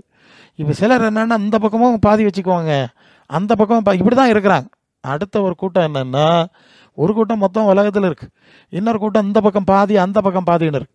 அப்போ தேவன் பாப்பார், இவன் எந்த பக்கம் நிற்கிறான், இந்த மதில் மேல் பூனைம்பாங்க, இது அந்த பக்கம் குதிக்குமா அந்த பக்கம் குதிக்குமான்னு தெரியாது. சரி, ஏதாவது ஒரு பக்கம் அது குதிக்கட்டு, அது எந்த பக்கம்னு கன்ஃபார்ம் ஆகட்டும்ல, உறுதியாகட்டு, அதுக்கு பிறகு இதை பற்றி சிந்திக்கலாம் அப்படின்ட்டு தெய்வத்துக்கும் செயல்பட முடியாத ஒரு நிலைமை. ஏதோ சீசத்துவம்னா சீசத்துவத்தில் நீங்கள் என்ன சொல்லியிருக்குன்னு அதாவது கர்த்தருடைய வேதத்தில் தியானமாக இருக்கிற மனுஷன் பாக்கியவான் எழுதியிருக்கு. அப்போ இங்கே இயேசுக வேதத்தில் நீங்கள் தியானமாக இருந்திருக்கணும், இரவு பகல் தியானமாக இருந்திருக்கணும். அவர் தான் உங்களுக்கு குருன்னா இரவு பகல் நீங்கள் அதில் தியானமாக இருந்திருக்கணும். அந்த வழியில் நடந்திருந்தா தேவன் உங்களுக்கு உதவி செஞ்சுருக்க முடியும், தேவனுடைய பரிகாரம் கிடைக்கும். நீங்கள் அவருடைய வழியில் தியானமாக இருக்க மாட்டீங்க. உங்களுக்குன்னு பல விஷயத்தை நீங்கள் மைண்டில் வச்சுக்கிடுவீங்க. வச்சுட்டு இதை இயேசுன்னு சத்தம் போட்டு அதெல்லாம் இதுக்கு தானே வருவீங்க. அவர் என்ன சொல்கிறாரோ அதன்படி செய்யுங்கன்னு மரியா அம்மா சொல்கிறாங்க. இது என்னன்னா, நாம் இதுக்கெல்லாம் இருக்குது, இதுக்கு தான் வந்தோம், இதுதான் ஊழ போடுறோம், எங்களுக்கு சில காரியம் இருக்குன்னு நீங்கள் வந்துட்டு இருந்தால் சீசத்துவத்தில் இருக்க மாட்டீங்க. உங்களுக்கு எவ்வளவு தேவ பரிகாரம் கிடைக்கும்னு உறுதியாக சொல்லிட முடியும். இன்னைக்கு இது ஒரு முக்கியமான பிரச்சனை. அநேகர் இயேசுவேன்னு சொன்னவங்க பல ரீதியில் அப்படி எப்படியும் உலகத்தில் அலக்கழிந்து கொண்டு அல்லது அது அரசியல் பண்ணிட்டு பல விதமான நூதன காரியம் ஏன் செய்கிறாங்கன்னா, இவங்க அவருடைய பாதத்தில் உட்கார்ந்துருக்கணும். அவருடைய பாதத்தில் உட்காந்து அவருடைய சீஷத்துவத்தில் கன்ஃபார்ம் ஆகிறதுல அவங்க தெளிவாக இருந்திருக்கணும். அப்படியே இருக்கணும். லாபமோ நஷ்டமோ இருந்தால் தேவன் அவர்களுக்காக புறப்படுப்பார். இல்லாமல் அந்த பக்கம் இந்த பக்கம் இந்த மாதிரி சும்மா பேருக்கு வராமல் அப்படி இருக்கிறான்ல, நான் இருக்கக்கூடாதா, இவன் எப்படி இருக்கிறான்ல, இருந்துரு, ஒரே ஐடியா இருந்துரு, உலகத்தில் போய் அப்படியே இருந்துரு. ஆனால் இயேசுவின் சீசரில் அப்படி இருக்க முடியாது. பரலோக தேவனுடைய பரிகாரத்தை எதிர்பார்க்கணும்னா பரலோக தேவ சித்தம் செய்யணும்ல. பரலோக தேவனுடைய சித்தத்தின் வட்டத்தில் இருக்கிறவர்களுக்கு தானே அவர் நானே பரிகாரின்னு சொல்ல முடியும். சும்மா ரோட்டில் போகிற எல்லாருக்கும் நானே பரிகாரின்னு அவர் சொல்ல முடியாதுல்ல. இது மிகவும் கவனத்தில் கொள்ள வேண்டிய காரியம். அப்போ இயேசுவின் சீசத்துவத்தில் இருக்க வேண்டியவர்கள் அவருடைய வேதத்திலே தியானமாக இருந்து அவருடைய ஆவியின்படி அவருடைய மாதிரியின்படி நடக்கிறதுலே தெளிவாக இருக்கணும். உறுதியாக இருந்தால் தேவன் அவர்களை நடத்துவார், நடத்தி இருக்கிறார், அது நடக்கிறது, அது உண்மை. ஆனால் பெரும்பாலானவர்களுக்கு அது தெரியல. இதை நிறைய டைவர்ஷன்ஸும் இடையில நடக்குது, குழப்பங்கள் நடக்குது. நான் வெளிப்பாக இருக்கணும்.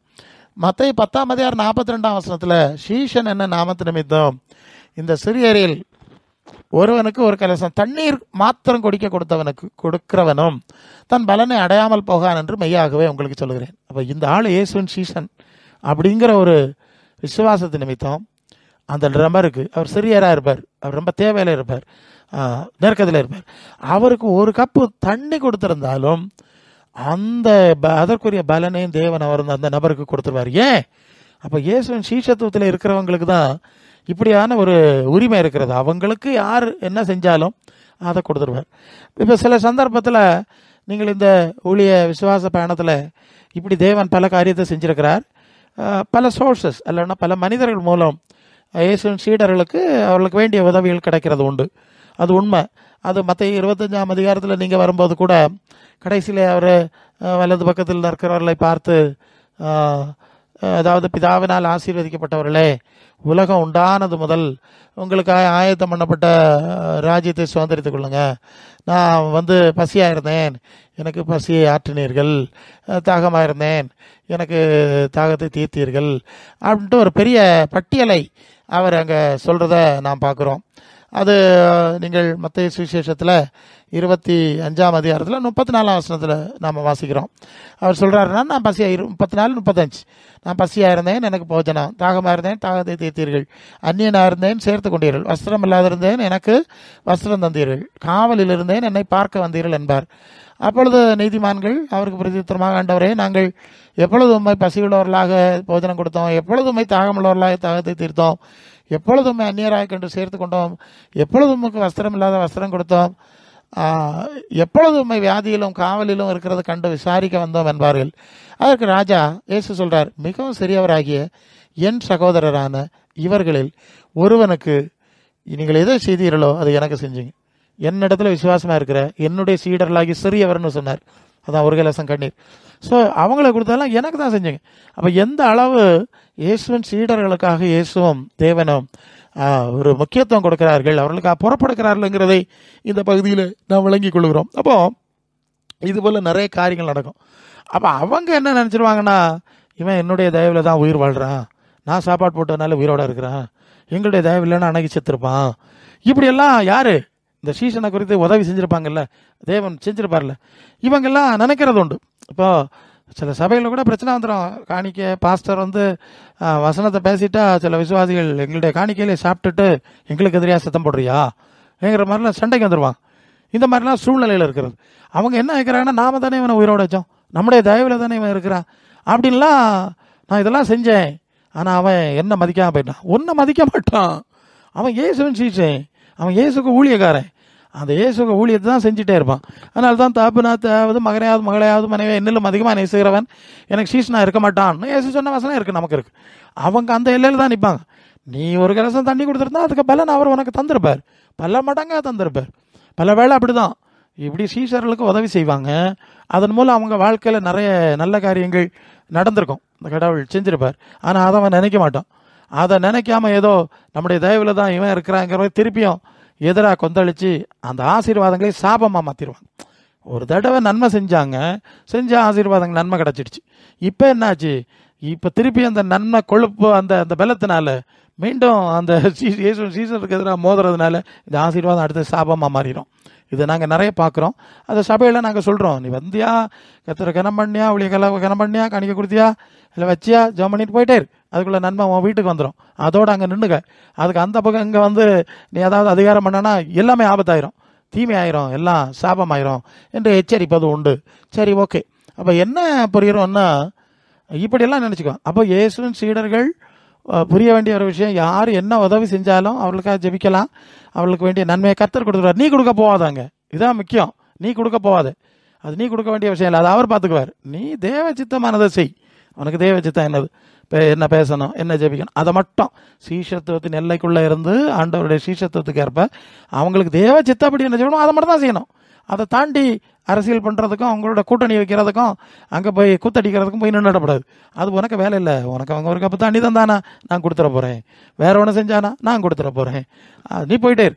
ஸோ இந்த விசுவாசத்தில் அறிவில் தெளிவாய் இயேசுவின் சீடர்கள் நடந்து கொள்ள வேண்டிய விஷயம். அந்த பலனை கொடுக்க பொறுப்பு நம்முடையதல்ல, அது நம்முடைய ஆண்டவருடைய பலன். அதான் சொல்கிறார்ல, எனக்கு தான் செஞ்சீங்க, அதெல்லாம் நான் உங்களுக்கு தந்துடுறேன், உலகத்தில் தருவேன், மறுமையில் தர்றது மறுமையில் தர்றேன் அப்படின்னு நாம் புரிந்து கொள்ள வேண்டும். தேவனை கொடுத்துருவார். ஆனால் இந்த உலகின் அதிபதிக்கு வேலை செய்கிறவர்கள் பரலோகின் தேவனுக்கு வேலை செய்கிறவர்கள பகைப்பது இயல்பான ஒன்று இல்லையா? இப்போ புரிஞ்சுட்டீங்கல்ல, ஒன்று பரலோக தேவனுக்கு வேலை செய்கிற கூட்டம், இன்னொன்று பூலோக தேவனுக்கு வேலை செய்கிற கூட்டம். ரெண்டு தானே, அவர் நிச்சயமாக பகையாக தான் இருப்பாங்க. எபேசியர் 2:2-3 அவைகளில் நீங்கள் முற்காலத்திலே உலக வழக்கத்தின்படியாக கீழ்ப்படியாமையின் பிள்ளைகளிடத்தில் இப்பொழுது கிரியை செய்கிற ஆகாயத்து அதிகார பிரபுவாகி ஆவிக்கு ஏற்றபடி நடந்து கொண்டீர்கள். அவர்களுக்குள்ளே நாம் எல்லாரும் முற்காலத்திலே நமது இச்சையின்படி நடந்து நமது மாம்ச மனச விரும்பினவளை செய்து சுவாபத்தினாலே மற்றவர்களை போல கோபாக்கனைகளின் பிள்ளைகளாய் இருந்தோம். பார்த்தீங்களா, ஆகாயத்து அதிகார பிரபு நாவி உள்ள இருக்கு, உலக வழக்கத்தின்படி செய்கிறாங்க. இவங்க எல்லாம் பரலோக தேவனுக்கு கீழ்ப்படியாதவங்க. அப்போ இவங்க இயேசு சீசரில் பயக்கத்தானே செய்வாங்க. ஸோ முற்காலத்தில் மனசு மாம்சம் விரும்பினபடி செய்து இது நமது மனசு விரும்பினபடி செய்து சுவாபத்தினாலே மற்றவர்களை போல கோபாக்கலையின் பிள்ளைகளாக இருந்தோம். தேவனுடைய கோபத்துக்கு தண்டனைக்கு உரியவர்களாக வாழுகிற இயேசு ஆராதனை மன்றங்கள் இருந்தோம். ஏன்னா ஆவி வேற, உலக சிந்த கிறிஸ்தவ சீசத்துவத்தில் இல்லைல்ல, அப்படி இருப்பாங்க. அவங்க பகைப்பாங்க. பரலோக தேவனுக்கு கீழ்ப்படியாதவர்களுக்குள்ள ஆகாயத்தின் ஆவி தான் செயல்பட முடியும்.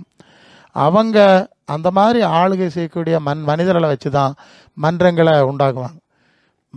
அதாவது ஆகாயத்து அதிகார பிரிவு நாவி, கீழ்ப்படியாமல் பிள்ளை இடத்துல கிரியை செய்கிற ஆகாயத்து அதிகார பிரிவு நாவி, தேவனுடைய கோபத்துக்குரியவர்களாக இருப்பாங்க இல்லையா மனுஷர்கள். இவர்களெல்லாம் இயேசு உங்களை ஆசீர்வதிப்பார், இயேசு உங்களை உயர்த்துவார், நீங்கள் கேட்டதையும் கேட்காதையும் தருவார் அப்படின்னு கூப்பிடுவாங்க. எப்படி கூப்பிடுவாங்க? ஆமாம், சாத்தான் வேலை செஞ்சுட்டு இருப்பான், பிதாச்சித்தம் செய்ய மாட்டான், வெளியே இருப்பான்.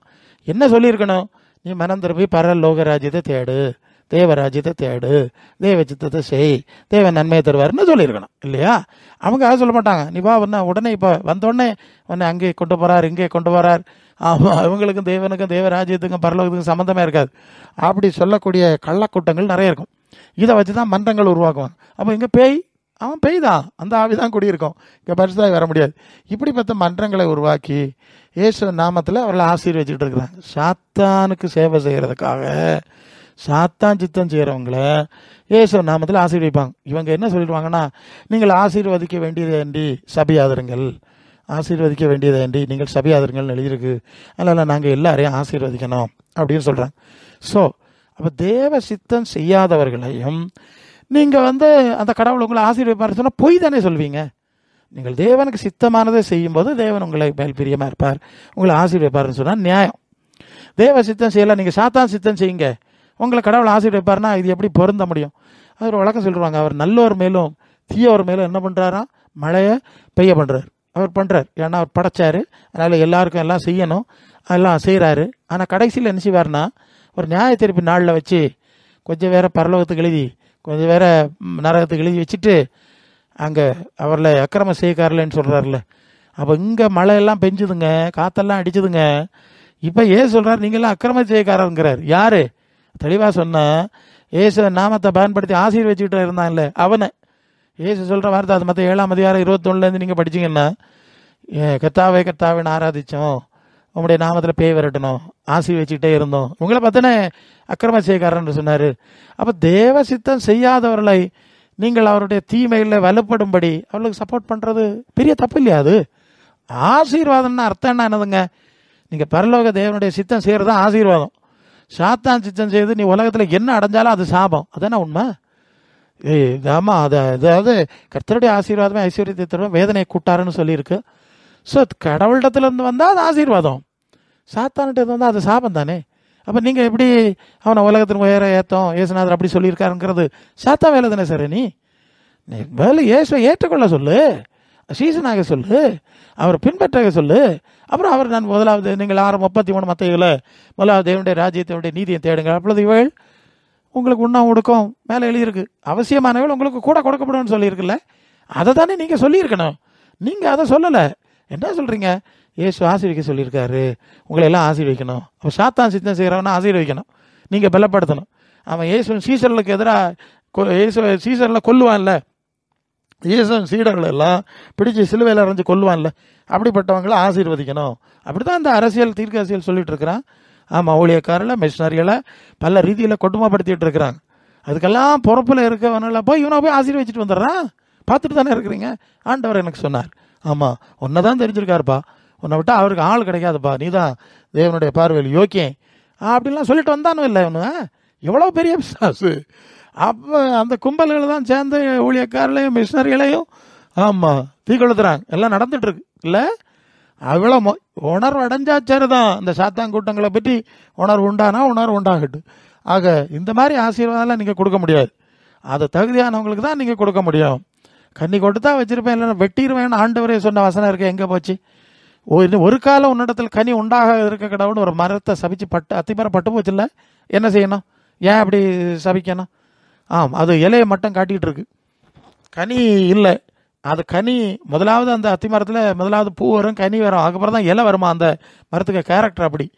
அத்தி மரத்தில் இலை நிறைய இருக்குன்னா அங்கே கண்டிப்பாக கனி இருக்கணும். ஏன்னா முதலாவது அந்த இலை அதை முதலே பூவும் பிஞ்சும் வருமா, அடுத்து இலையெல்லாம் உதிர்ந்த பிறகு கனி இருக்குமா. அதில் கனி தொடக்கத்துலேயும் கனி இருக்குமா, கடைசியிலையும் கனி இருக்குமா. இது இலை இருக்குது, இலை இருந்தால் கண்டிப்பாக கனி இருந்தாகணும். இது வேஷம் போடுது, சபிச்சிட்டார்ல. என்ன செய்யணும்? ஒரு மரத்தை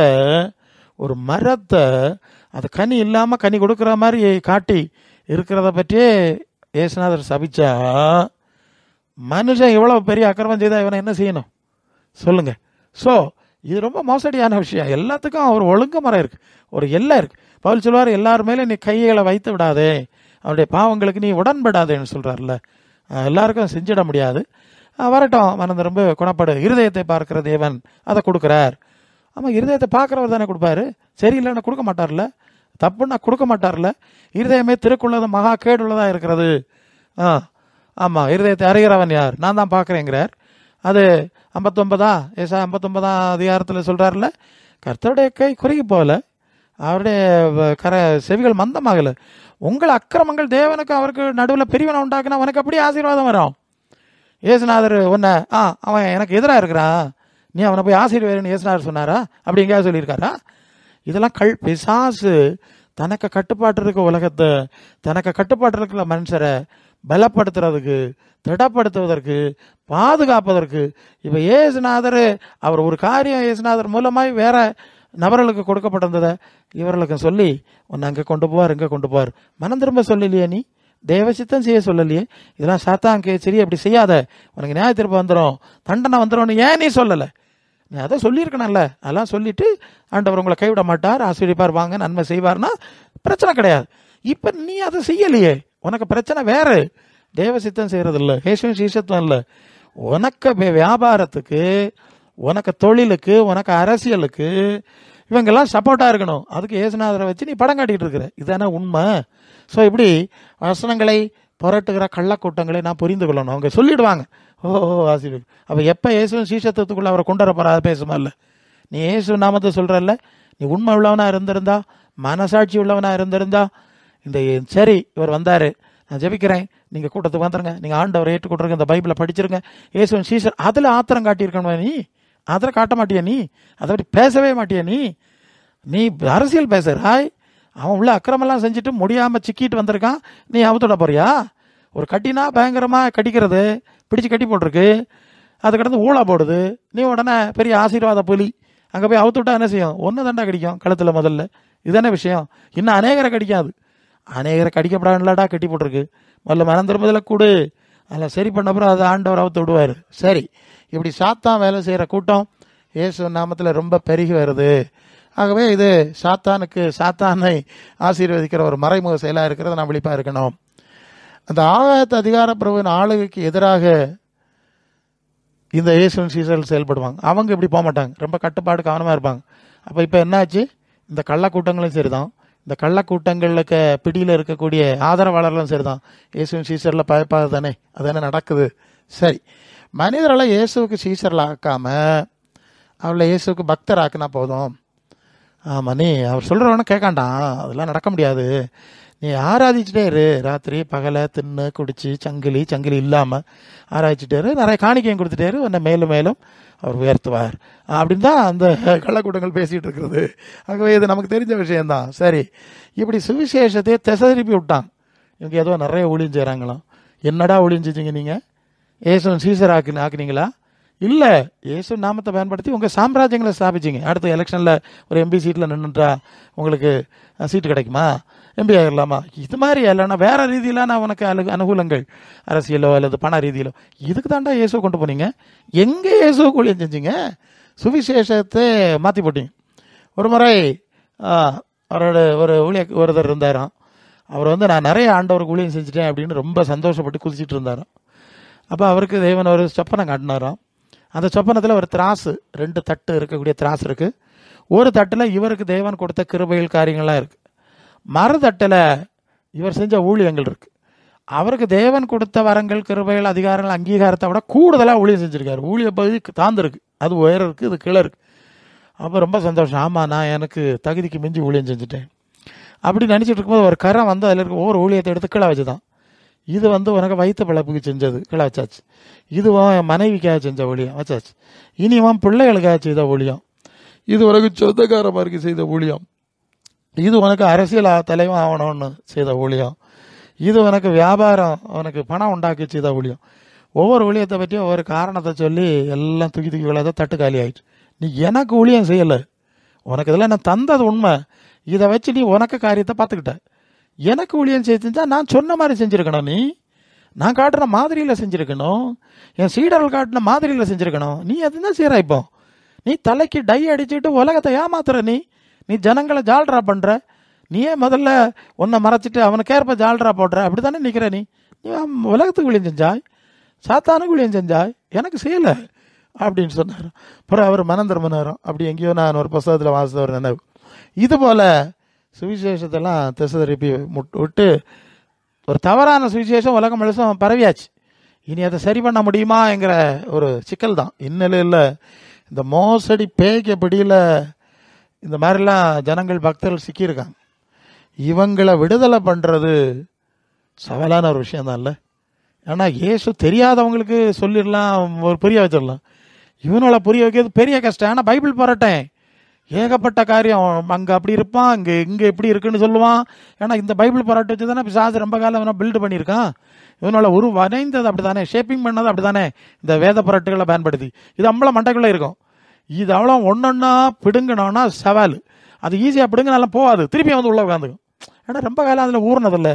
ஸோ அதனால் பெரும்பாலும் அது முடியாத ஒரு காரியம்தான், சவாலானது. அதனால் அதை நம்ம செய்யணும். ஒரு வேளை அதாவது அதான் பிசாசனுடைய பிடியில் இப்படி சிக்கினவங்களுக்கு தேவன் ஒரு வெளிச்சத்தை கொடுக்க முடியும். மனம் திரும்பினா தேவன் அந்த பேய்க்க மோசடிகளிலிருந்து வெளிச்சத்தை கொடுக்க வாய்ப்பு இருக்குது. அது மரண பரியும் தான் போராட்டம் இருக்குது. இந்த மோசடி பிசாசு சாவுற வரைக்கும் நம்ம ஏமாத்துறதுக்கு, குழப்புறதுக்கு, வழிமாத்துறதுக்கு, அதான் மரண பரியும் தான் உண்மையாருன்னு சொல்லியிருக்கு. நல்ல போராட்டத்தை போராட்டி முடித்தேன், முடிந்தது. ஆமாம், அது மரணம் வரைக்கும் அந்த பிரச்சனை எல்லாருக்குமே இருக்குது. இந்த வேத புரட்டு இதில் ரொம்ப பழகினவங்களுக்கு கொஞ்சம் சிக்கல் கூடுதல். வேறு ஆண்டவருடைய வசனம் மட்டும் கொஞ்சம் தெளிவாக பதிஞ்சு வந்துட்டு அவங்கள ஈஸியாக அசைக்க முடியாது. ஆனால் அங்கே வேறு காரியங்கள் உள்ள பதியலை, மிகச்சரியானது இருக்குது. ஜெனியூன் ஸ்பிரிட்டில் ரொம்ப காலம் நடந்து வந்துட்டாங்க. அதனால கள்ளத்தனமான ஆவிகள் வந்து பேசும், கள்ளத்தனமாக பேசும், அப்படி இப்படியெல்லாம் உருட்டி பேசினாலும் உடனே இங்கே இருக்கக்கூடிய மற்ற பதிவுகளும் தூய ஆவியானவருடைய பிரசன்ஸும் இதை ஜெயிச்சிடும். ஆனால் அந்த இந்த மாதிரி புரட்டில் ரொம்ப தூரம் வந்தவன் அது கொஞ்சம் கஷ்டம். பழைய பதிவுகளெல்லாம் போகணும், புதிய பதிவுன்னு வைக்கணும், பரிசுத்தாவியனை வரணும், அசுத்தாவியை விரட்டணும், திருப்பி அசுத்தாவி உள்ளே வந்தால் அதை டிஃபெண்ட் பண்ணணும்னு நிறைய ப்ராசஸ் இருக்குது. ஒரு சவால் தான். ஏன்னாலும் அதையும் நாம் செய்ய வேண்டிய கடமை இருக்குது. நம்ம கடமையை நம்ம செய்வோம். அது தேவன் அவருடைய ஆளுகைக்கு உட்பட்டு அவர் செய்கிறத அவர் செய்யட்டு. ஸோ இந்த வேலை செய்ய வேண்டும். அதனால் இயேசு ஆராதனை செய்வதால் பரலோக அனுபவங்களை அடைய முடியாது என்ற இயேசுவின் சுவிசேஷத்தை கிறிஸ்தவ மார்க்கத்தாருக்கு முதல்ல தெளிவுபடுத்த வேணும். இதுதான் விஷயம், புரியுதில்ல? இயேசு ஆராதிக்கிறதுனால நீ பரலோகத்துக்கு போக மாட்டாய், தெளிவாக சொல்லிடணும். உலகத்தில் நீ உயர்ந்த ஸ்தானத்தில் இருக்கனால பரலோகத்துக்கு நீ ஆசீர்வதிக்கப்பட்டவன் கிடையாது, தேவராஜ்யத்துக்கு நீ போக மாட்டாய், இதே தெளிவாக சொல்லிடணும்.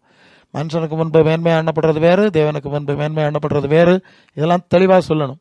இயேசுவின் வசனப்படி அடிச்சு வட்டில் அவருடைய ஆவியானவர் நடிப்பிட நடக்கணும், முடிஞ்ச வரைக்கும் நடக்கணும். அதுதான் வந்து இயேசுநாதர்கிட்ட கொண்டு போகும். இந்த இயேசு ஆராதனை இந்த மாதிரியான மோசடி கும்பல்களாட்டு விலகி இயேசு மாத்திரம்தான் நீ தலைவராய் சீஷ்னா பின்பற்றணும். சும்மா தெருவில் அங்கங்கே மைக்கு வச்சுக்கிட்டு படம் காட்டுகிற பிரசங்கிமாருக்கு முன்னால் போவாத, இதில் இரு. பிரசங்கிமாருக்கு முன்னால் போவாத, கையில் பைபிள் இருக்குது, படி, ஜெபம் பண்ணு, ஆவியானவர் போதிப்பார். அதுக்கேற்ப ஏதாவது இருந்தால் மற்றவங்க சொன்னால் எடுத்துக்கலாம், அவ்வளோதான். மிஞ்சி போகாத. வெளியே பேய் தான் சுற்றுது, அது ரொம்ப சிக்கலுங்கிறத அவங்க கிறிஸ்தவ மார்க்கத்தாருக்கு தான் நாம் முதலாவது தெளிவுபடுத்தணும். அதாவது கிறிஸ்தவ மார்க்கத்தாருக்கு இயேசுவின் உண்மை சுவிசேஷம் கொடுக்கணும். கிறிஸ்தவ மார்க்கத்தார் இயேசுவின் சுவிசேஷத்துக்கு உட்பட்டவர்கள் அல்ல, அது ரொம்ப புரியணும். அது தப்பு இவங்க இருக்கிறது. இயேசுவின் சுவிசேஷங்கிறது இயேசுவின் வார்த்தை மாதிரியில் நடக்கிறவங்க மட்டும்தான், சீடர்கள் மட்டும்தான் இயேசுவின் சுவிசேஷம். ஆகவே அவர்களுக்கு இயேசுவின் சுவிசேஷத்தை தெளிவுபடுத்த வேண்டிய முதல் பணி இருக்குது. அப்போ இயேசுவின் சுவிசேஷத்தாருக்கு சுவிசேஷம் அறிவிக்கணும். அங்கே மிஷினரி அனுப்பணும், இங்கே மிஷினரி அனுப்பணும், இயேசு அறிவிக்கப்படணும். ஏன் வீட்டுக்குள்ளே பேய் குடி இருக்குப்பா, உன் ஊரை சுற்றியே பேய் தானே ஆட்சி செய்யுது இயேசுவை சொல்லிட்டு, இதுக்கு என்ன செய்ய போகிற நீ? இதுக்கும் செய்ய வேண்டியதை செய், மற்ற செய்ய வேண்டியதான். இது ரொம்ப முக்கியமான காரியம். ஆகவே இது முதலாவது அவர்கள் காரணம். அவர்கள் இந்த உலகின் மேலான நிறைகள் ஒருவேளை இருக்கலாம், நிறைய பேர் நினச்சிட்டு இருக்காங்க நான் நல்ல வசதியாக இருக்கேன், கடவுள் கூட இருக்கு, இப்படி தான் நிறைய பேர் ஏமாந்துட்டு இருக்கான். இது கண்ணை மடனோட தான் மண்ணில் வைக்க போறியா, அப்புறம் எங்கே போவோம் இது அப்படின்னு அவங்க நினைக்கலாம். மறுமையிலே அப்படியே தொடரலாம் அப்படின்னு தான் ஒரு மோசடியை பிசாசு வச்சுருக்கான். உலகத்தில் மேலே இருக்கல்ல, செத்தப்புறம் ஒன்று கீழே வச்சுருவார், இன்னும் மேலே வைப்பார்.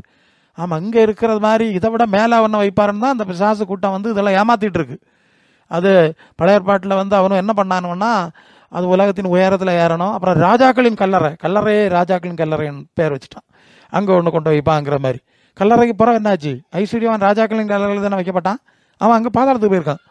லாசரு தெருவில் நடந்தான், அவன் மேலே இருக்கிறான். ஸோ இந்த அறிவு கிடையாது. இப்படி எதிரான ஒரு ஏமாத்து தான் உலகம் முழுவதும் நடந்துட்டு இருக்குது. ரொம்ப முக்கியமான விஷயம். இதை தான் தெளிவுபடுத்தணும். கண்ணை மூட்டின அப்புறம் அவங்க கதை தலைகளாக மாறிடும். இந்த தெளிவு கொடுத்து அவங்க அதை புரிந்து கொள்ளும் போது அந்த இருளிலிருந்து வெளியே வர முடியும். ஆனால் இங்கே வந்து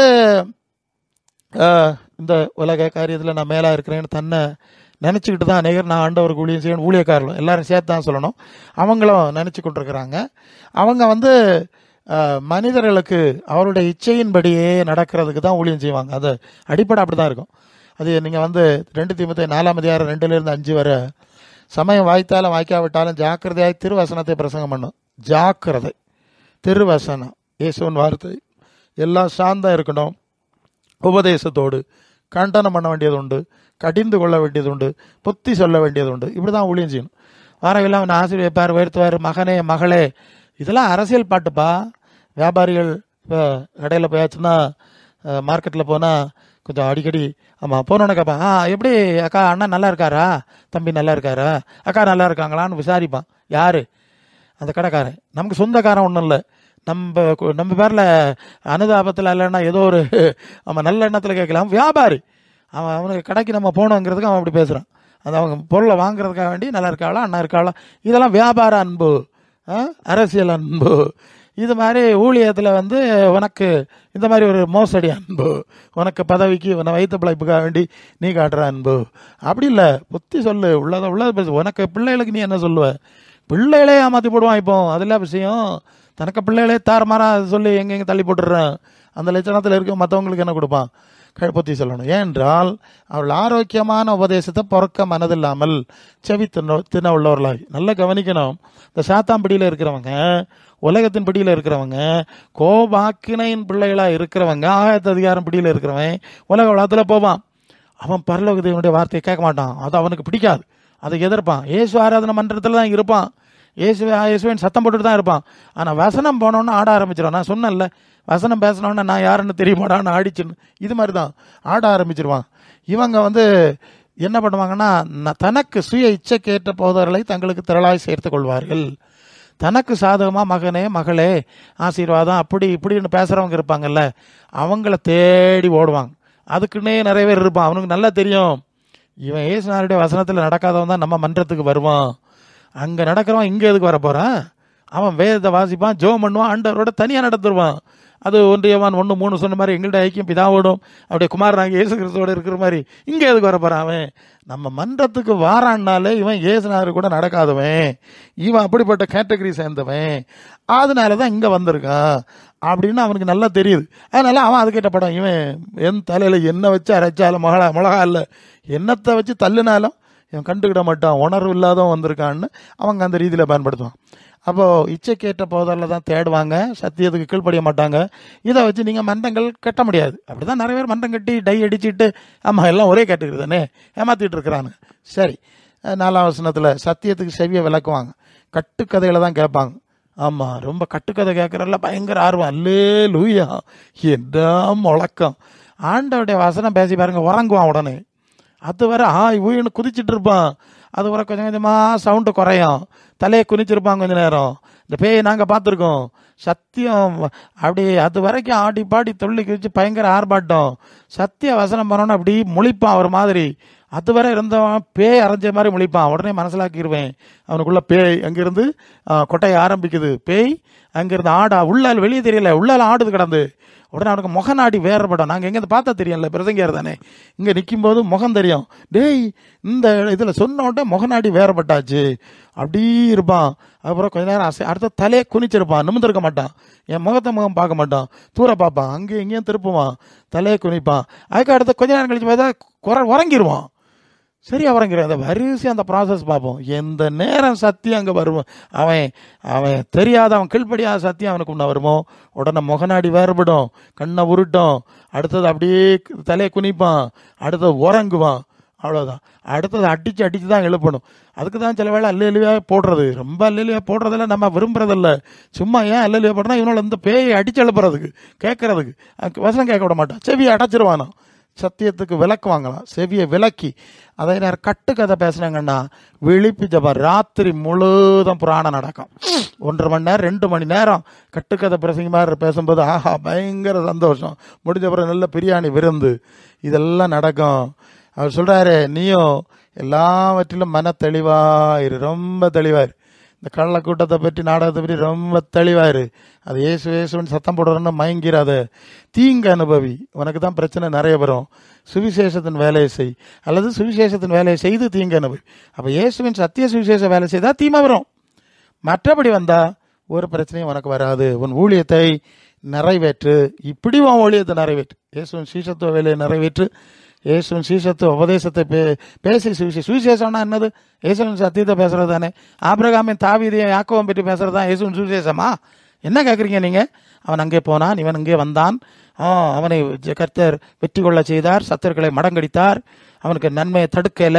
அவன் பத்தியா யோசேப்பை பத்தியா, அவன் இப்படியெல்லாம் அவனை குண்டில் போட்டானுவன், ஜெயிலில் போட்டானுவன், மன்னன் ஆகிறத தடுக்க முடியல, மன்னனுக்கு அடுத்த ஸ்தானத்தில் வந்துட்டான் பத்தியா. தாவீதை பத்தியா, அவனை கொல்லுக்கு வரட்டுனான், அவன் எவன் கொல்லுக்கு வரட்டுனானோ அந்த இடத்துல போய் ஸ்தானத்தில் உட்காந்தான் பார்த்தியா. கர்த்தர் என்ன செஞ்சார் பார்த்தியா. இதெல்லாம் பைபிளில் இருக்கிற விஷயம்தான். இதை பற்றி பேசுகடா அவனை கூப்பிட்டது. இதுக்கு பேர் தான் சுவிசேஷமா? சுவிசேஷம் மனம் திரும்புங்கள், பரலோக ராஜ்யம் சமீபமாக இருக்கிறது இல்லை.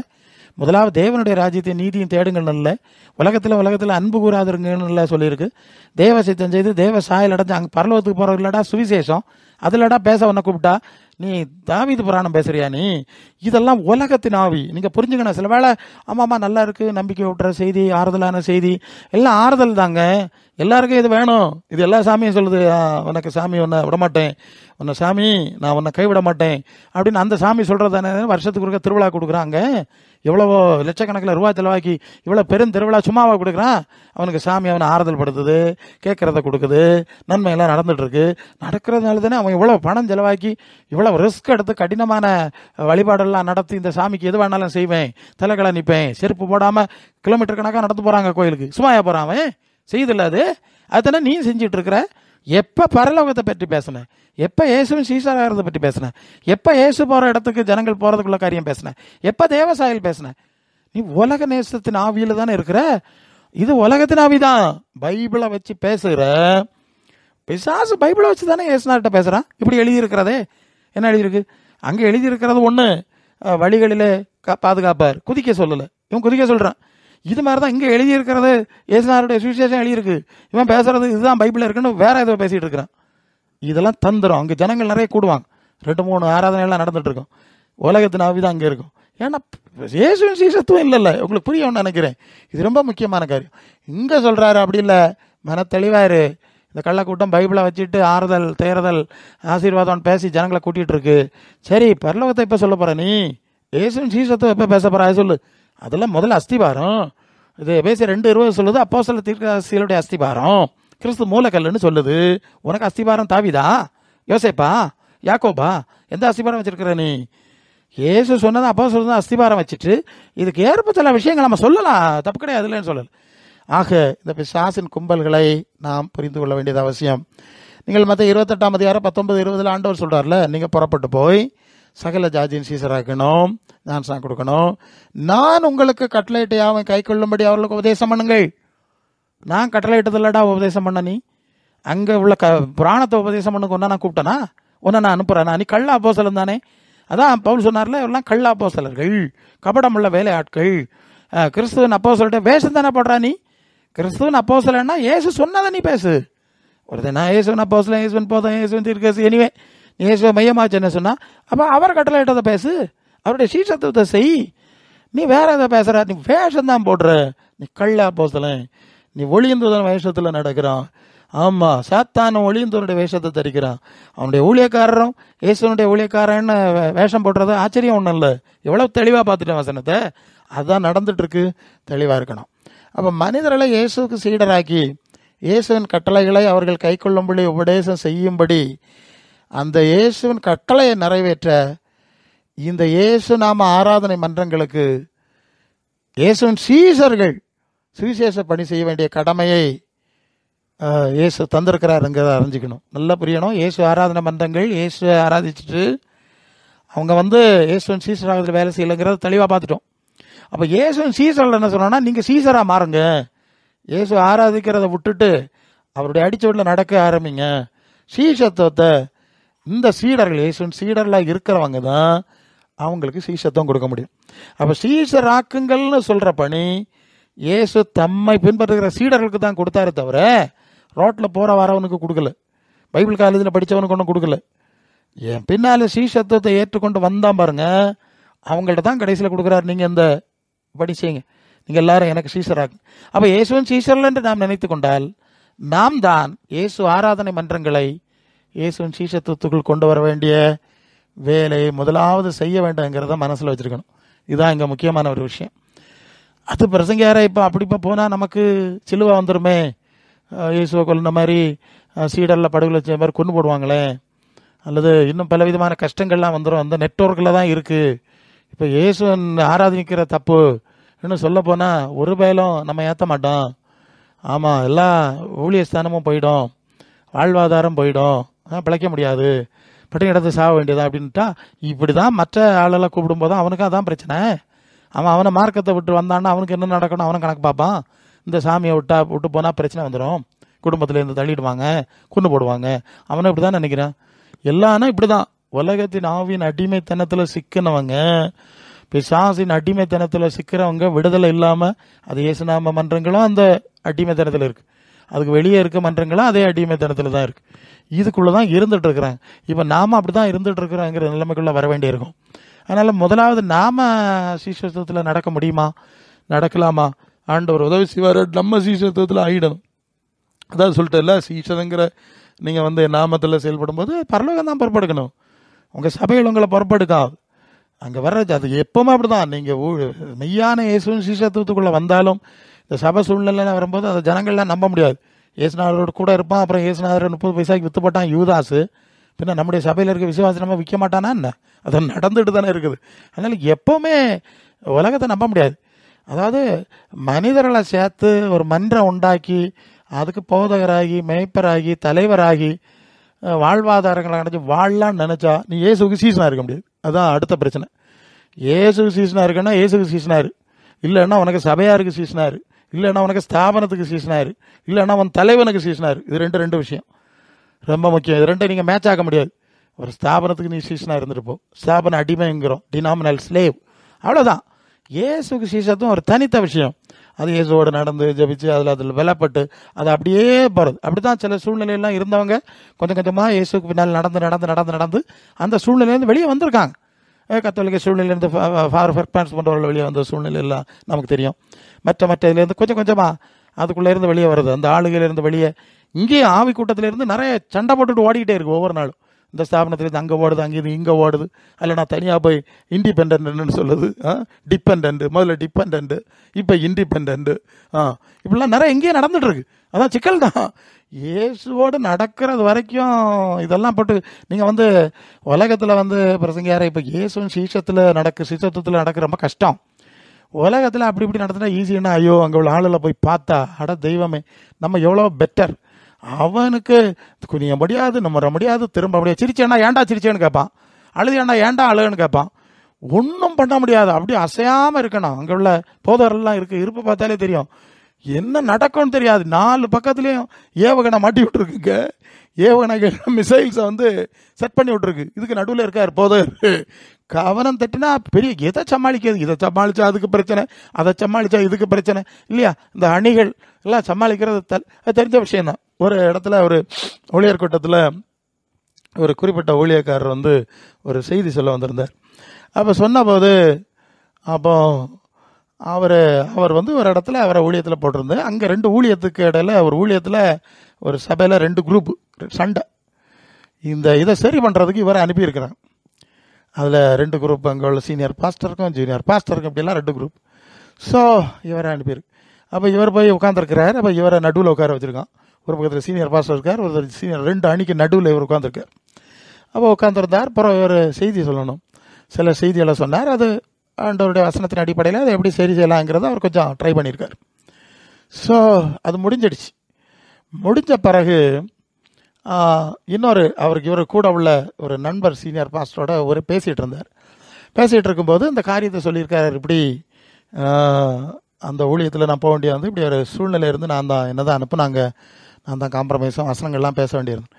உடனே அவர் சொன்னாராம், ஏசுநாதரை 2 கள்ளமாருக்கு நடுவில் அடித்து தொங்க விட்ட மாதிரி உங்களையும் தொங்க விட்டுருப்பாங்களே. எப்படி புரியுதா நான் சொல்கிறது? ஏசுநாதரை 2 கள்ளமாருக்கு நடுவில் தொங்க விட்ட மாதிரி உங்களையும் தொங்க விட்டுருப்பாங்களே. அவர் சொன்னார், ஆமையா நான் 2 கள்ளமாருக்கு நடுவில் தொங்கினேன். வலது பக்கத்தில் ஒரு கல்லை, இடது பக்கத்தில் ஒரு கல்லை, அதுக்கு நடுவில் சிலுவையில் தொங்கி தான் என் கடமையை நான் செஞ்சுட்டு வந்தேன் அப்படின்னு அதை ஊழியர் கூட்டத்தில் சொன்னார். அங்கே நடக்குது தான் இதுதான் இப்படி தான் அங்கே நடந்துகிட்ருக்கு, பெரிய பாடு. அதனால சிலவன் ஸ்தாபனத்தை போட்டு ஓடிடுவான், எங்கேயாவது ஒத்தகி போய் ஒரு புறம்போக்கில் உட்காந்து தண்ணி ஒன்று நான் குடிக்கலான்னா நிறைய ஊழியக்காரர் ஓடி இருக்கிறான். ஓடி ஆண்டவர் எனக்கு ஏதாவது வழி செய்யும், நீர் கூப்பிட்டு வந்தேன், தெரியாமல் இந்த முதல கூட்டத்தில் போய் சிக்கிட்டேன், திமிங்கலங்களுக்குள்ளே சிக்கிட்டேன், எனக்கு காப்பாத்தாப்பான்னு ஜீ புற சொல்லார். நீ ஜீ வந்தப்போ ஓடிப்போ, இந்த சமபூமியில் நிற்காதன்னா ஓடி போயிடுவான். அப்புறம் அங்கே போவோம். எத்தனையோ ஊழியக்காரில் பார்த்துட்டு தான் இருக்கும். ஆக இயேசுவின் சீஷத்துவத்தில் நடந்து பாடுபட விருப்பம் இல்லைன்னா அந்த முதல கூட்டத்தில் போய் கடிபடு, அவ்வளவுதான். அந்த சாத்தாங்கூட்டத்தில் வலு சர்ப்பங்களுக்குள் நடுவில் போய் உட்காரு, சந்தோஷம் தானே அவனுக்கு. ஆமாம், சில வேளை அப்படி தான். ஆகாமி கூடாரத்தில் வாசம் பண்ணுற பார்க்கலாம் கர்த்தருடைய சமூகத்தில் இருக்கிறதே தெரிந்து கொள்வேன் இல்லையா. அங்கே போய் சந்தோஷமாக இருக்கிறத பார்க்குறோம், இங்கே ஆண்டவருடைய சமூகத்தில் பட்டினி கிடந்தாலே சந்தோஷம்தான் இல்லையா. அப்படி அநேகர் வந்திருக்காங்க. ஸோ இயேசுவின் சீஷத்துவத்தில் நடக்கும்போது அவர் சொல்லிட்டார், ஜீவனை ரசிக்க விரும்புகிறவன் இழப்பான், நீ எங்கே போனாலும் சரிதான். என் சுவிசேஷத்தை இழக்கிறவன் அதை காத்துக்கொள்வான், வேணாம்னா என் பின்னாலவா. உங்களுக்கு என்ன வசதி? அங்கே சர்ப்ப கூட்டத்தில் முதல கூட்டத்தில் போய் கடிபட போறியா, இல்லை ஆண்டவருடைய பாகத்தில் இருந்து தேவச்சித்தம் செய்து பாட அனுபவிச்சு பரலோகத்துக்கு போக போறியா? மரண வரையும் தான் உண்மையாக. இது நம்ம தான் தீர்மானிச்சுக்கணும். ஈஸியாக ஒன்றும் இல்லைங்க, உலகத்தில் எதுவும் ஈஸி கிடையாது. நீங்கள் உலகத்தில் உள்ள வாழ்க்கையை பார்த்தாலும் ஒவ்வொருத்தன் படுற பாடு, வாழ்க்கை பாடு என்ன பாடு, ஓட்டம் சாட்டம் என்ன படுற பாடு உங்களுக்கு தெரியுது இல்லை, கண்ணீர் குடிக்கிறதெல்லாம் தெரியுது. அங்கேயும் பாடுதான், இங்கே வந்தாலும் அதை விட பாடுதான். ஐயோ, எங்கள் கதையை கேட்டால் வெளியே சொல்ல முடியாது. வெளியே படம் காட்டிட்டு பெரிய ஆசீர்வாதம் புரிவார், படம் தானே காட்டுவார். இது ஜனங்களை ஏமாத்த படம் தானே. உள்ளே போனால் எத்தனை பிரச்சனை. ஸோ அதனால் இயேசுவின் சீஷர்கள் ஆகும்போது எல்லாரும் நம்மை பகைப்பார்கள். குறைப்பாய் இயேசு ஆராதனை மன்றங்கள் தான் முதல்ல பகைக்கும். உன் வீட்டாரே உனக்கு சத்ருன்னு ஆண்டவர் சொன்னார். அது வீட்டார் மட்டும் இல்லை, நீ பழகக்கூடிய இயேசு ஆராதனை மன்றங்களே பேய் இருக்கும், அதுவும் வீட்டார் தானே ஒரு விதத்தில் சத்ருன்னு சொல்லியிருக்காரு. எல்லா மனுஷரும் உங்களை புகழ்ச்சியாக பேசினா நீங்கள் தப்பான வழியில் இருக்கிறீங்க. திரளான ஜனங்கள் வந்துட்டு இருந்தா அங்கே ஏதோ தப்பு நடக்குது. ஏன்னா அப்படிதான் ஆண்டவர் இடுக்கமான வாசல் வழியாக சிலருங்கிறாரு, விசாலமான வாசலில் அநேகர் போவாங்க, அது கேட்டுக்கு போகிறேன்னு சொல்கிறாரு. அப்போ நிறைய ஜனங்கள் போகிறாங்கன்னா நம்ம சந்தேகப்படணும், அங்கே ஏதோ ப்ராப்ளம் இருக்குது, சரியா போகல. சரியா போனால் கொஞ்சம் இடுக்கமாக தான் போனோம், இவ்வளோ விசாலமாக போகாதுங்கிறது பொதுப்படையாகவே ஆண்டவர் நமக்கு கற்றுக் கொடுக்குறதான ஒரு காரியம் இல்லையா? நம்ம அதை ஆண்டவர் கற்றுக் கொடுக்குறாரு. அதனால் தயவுசெய்து இந்த திரளான பேர், பெரிய கூட்டம் ஏமாறாத அங்கே பேயிருக்கு. இது ஆண்டவரோட நடக்கிறவங்களுக்கு தெரியும். ஆண்டவர் இப்படி இல்லையா சொன்னார், இடுக்கமான வாசல் சிலருங்கிறாரு. இங்கே நிறைய போகுதுன்னா ஏதோ பிரச்சனை இருக்குன்னு நீங்கள் இறங்கி கொஞ்சம் ஆராய்ச்சி பார்த்தீங்கன்னா இந்த கள்ளத்தனம் எல்லாம் உள்ள இருக்கும். நீங்கள் ஓஹோ இது நடத்துகிறீங்களா? ஒரு முறை ஒரு சபைக்கு நான் செய்தி சொல்ல போயிருந்தேன். அங்கே 2 ஆராதனை 3 ஆராதனை என்ன நடக்கும், பெரிய சபை அது. ஸோ நான் நினச்சேன், இவ்வளவு ஜனங்கள் வர்றாங்க, அது இது எப்படி நடக்குது அப்படின்னு என் மனசுக்குள்ளே நான் அப்படி சிந்தித்து கொண்டே இருந்தேன். அப்போ அவர் சங்கீதமாக முந்தின பகுதியில் ஏதோ நடத்தினார். அப்போது அந்த போதகர் ஒரு 2 நிமிஷத்துக்கு ஒரு தடவை என் அன்பு கண்மணிகளே, என் அன்பு கண்மணிகளேன்னு அவருடைய விசுவாசிகளை கூப்பிடுவார். பேசிகிட்டு இருக்கும்போது என் அன்பு கண்மணிகளே பேசின அந்த வார்த்தை பிரயோகத்தை பார்த்து அப்போ எனக்கு விளங்கிட்டு, ஓ அது சரி, இப்படி தான் இங்கே உள்ள நாடகம் நடக்குது. நான் தேவனுடைய ஊழியக்காரனுக்கு ஒரு அந்தஸ்து இருக்குது. நீங்கள் சகோதரராக கூப்பிடலாம் அதிகபட்சம், அதுக்கு மேலே நீங்கள் போக வேண்டிய அவசியம் இல்லைல்ல. சகோதரலாக இருக்கிறீர்கள், தட்ஸ் ஆல். இதுக்கு மேலே போனாலே நீ அரசியல் பண்ணுற, நீ கள்ளத்தனம் பண்ணுற, தப்பு பண்ணுறேன்னு அர்த்தம். ஏன்னா நீங்கள் சகோதரராக இருக்கீர்கள் ஆண்டவர் சொன்னார்ல. இயேசுநாதரே அதிகபட்சம் சிநேகிதராக இருக்கிறீர்கள். கண்மணிகளேன்னு சொல்ல மாதிரி இங்கே இயேசுநாதர் பயன்படுத்தலை. என் சகோதரராக இருக்கிறீர்கள், என் சிநேகிதராக இருக்கிறீர்கள். அது ஏன் ஓவராக போனோம்? இவ்வளோ ஓவராக போனோம்? சில வேளை ஓவராக போகிறாங்க. ஸோ அப்போ மனசிலாக்கிட்டேன், ஓ அப்போ இப்படி தான், இது அதனால தான் இவ்வளோ ஜனங்கள் வர்றாங்க. இவன் கத்தரை விட அவனுக்கு கண்ணுமணி அவனுக்கு ஆளுகள் ஆகிடுச்சு, சரி அப்படின்னு விட்டுரும். இப்படி தான் சூழ்நிலையில் இருக்குது. இன்றைக்கி இருக்க சூழ்நிலைலாம் இப்படி தான் இருக்குது, இப்படி தான் கொண்டு போகிறாங்க. ஸோ இதை நாம் புரிஞ்சுக்கிட்டா நல்லது. ஸோ இந்த மாதிரி கேரக்டர்ஸில் போகாமல் ஊழியக்காரன்ட்ட எல்லையில் இரு. நீ ஆசாரியன், தேவன் சேனைகள் தேவனாய கர்த்தருடைய தூதன், நீ எதுக்கு அங்கே இறங்கி போகிற? ஒரு அமெரிக்காவில் ஒரு பிரபலமான சுவிசேஷர் இருந்தாராம். அவர் ரொம்ப பிரபலமாயிட்டாராம். ஒரு கட்டத்தில் அவருக்கு ஜனாதிபதி பதவிக்கு போட்டியிடக்கூடிய சான்ஸ் கொடுத்தாங்களாம்.